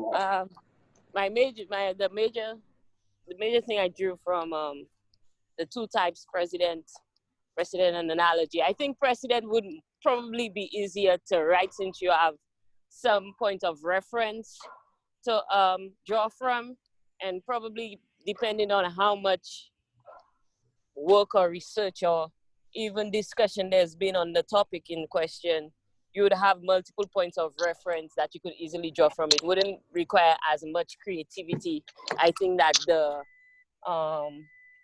analogy would need. But as you said, if you have persons who oppose the idea or the topic of discussion, then that's the point that would require more creativity or more effort, or even where you could build another analogy from to build on that precedent. Thank you. Roxanne?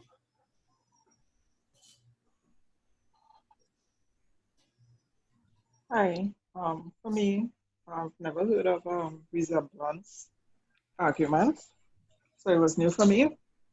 So from it, I really appreciate the precedent aspect because I could already draw examples of precedent argument.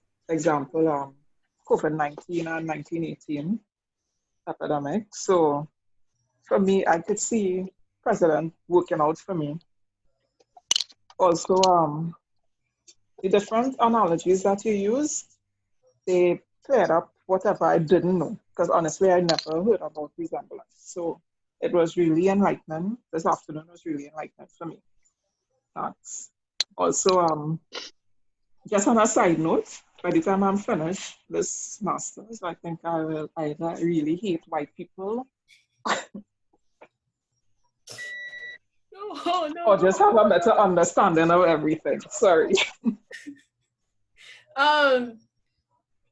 No, don't.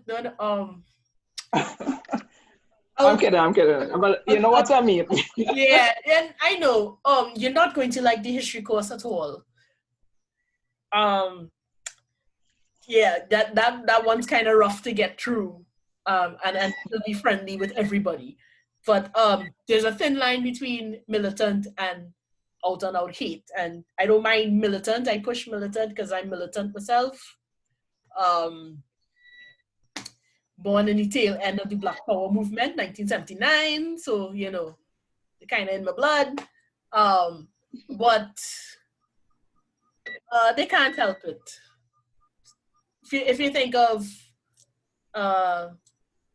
no, we didn't do communication. I didn't talk about barriers in this class, communication barriers, right? No. But one of the serious communication barriers that we have is culture. And we must remember that they're coming from a very specific cultural perspective. And that's what shapes their world.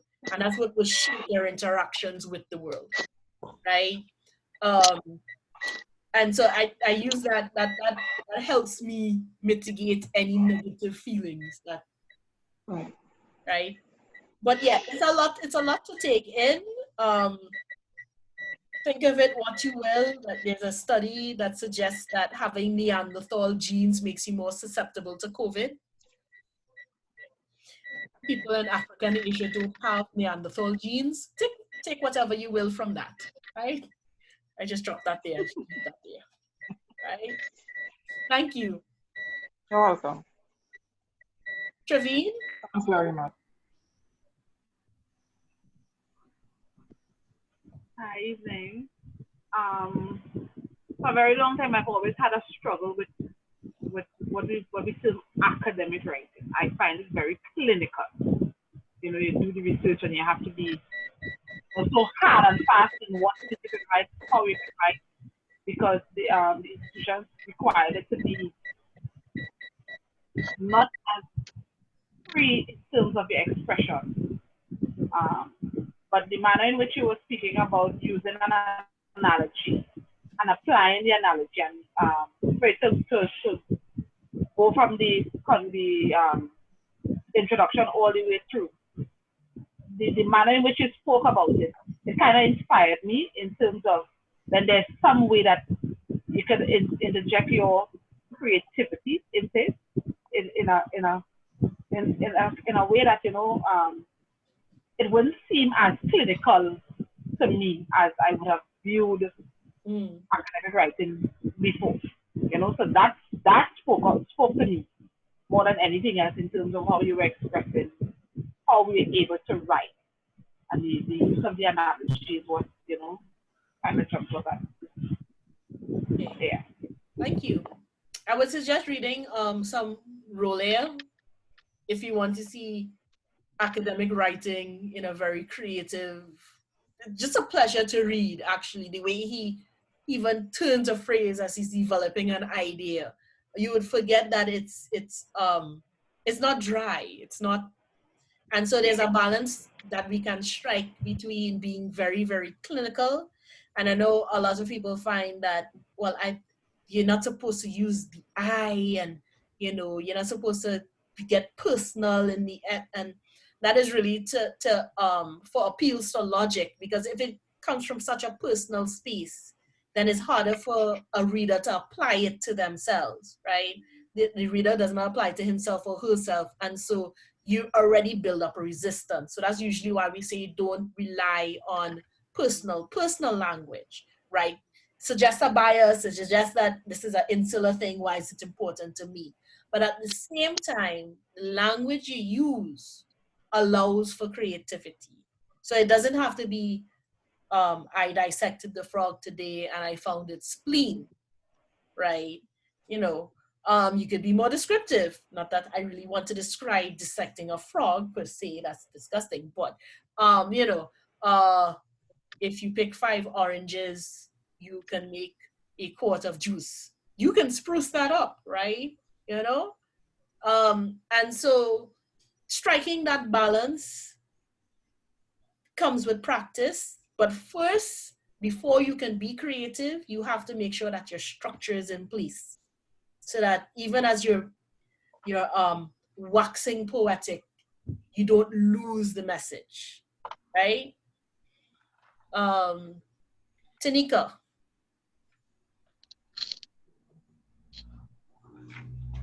Hi, evening. For me, yeah, you reinforced a lot of stuff that we did back when I did my degree. And as I said, I haven't done a lot of academic writing for a couple of years. And then the way you brought it across was less intimidating, and the more I hear, how you structure it and the examples you give, it makes it easy for me to visualize the structure of it in my head, and then it's just to, bring out the ideas. I feel a lot more inspired and less fearful, to attack certain things that I want to discuss. And the mere fact that it's like, as you say, the issues with ganja, especially the one with whining as what you said, whining is not lewd, right? Because that's something close to my heart, very dear to my heart. Hence, I'm still struggling with that first assignment, because there's so much I want to say, and I probably could write a book about it. So I feel, more motivated because I would have a better understanding of how to approach academic writing, because people don't necessarily listen to you unless you come at it from this angle. But at the same time, I could also take that and go and put it in a calypso, for everybody in the street to be able to understand whatever. So I really appreciate your approach to it and the delivery, and it's very simple. It feels like, I think if I had you back in the day in my degree, I probably would have done a lot better on my thesis, because it feels less, as somebody says, it is clinical, but your approach to delivering it is less, clinical and intimidating. So I really appreciate that. Also, I still there on this man, William Hurst, this whole thing around ganja and William Hurst. Yeah. I'm coming hard for that. Thank you for that information. No problem. It's good to know my idle time is not so idle. So yeah, lots of pointless information in here. I know how to kill flies with honey, milk, and toadstools. Why? I don't know. I just saw it on TV and it stuck, right? Lizanne. Well, I don't have a lot to say like how everybody else did, because I don't really say much in general.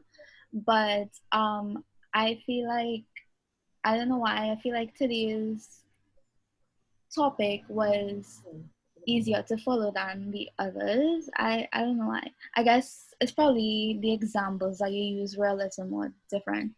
I mean, ironically, it kind of was like you connected it more to like to more familiar topics to me. So yeah. So I made a resemblance argument of teaching resemblance arguments. Yeah. It's wicked. I like that. I'll try that from now on. Thank you. Well, I went around the room. I know I had 2 students who probably have connectivity issues, so hopefully they will watch this, and I think I'll put up a discussion board just to catch any other reflections that you might have. I'll start that from now on after every class, so you could share whatever other reflections outside of class. Thank you so much. Dr. Francis, you hear me? Yes. Right. I just one thing quickly. When I first saw that funnel, that diagram of that funnel you had put up on the board, I was completely confused. You know, I understand it better today. I understand it. Yes, I was completely confused, but today, you know, like today was special. Today was special, honest. Today was, for me, today was special. If I could add to that special talk there. So it just feel light, really, really light today. Yes. I don't know, it just, I don't know if it's because it's the 3rd week and we just settle in, but it just feel really, really light. Light. Everything just flow. Yes.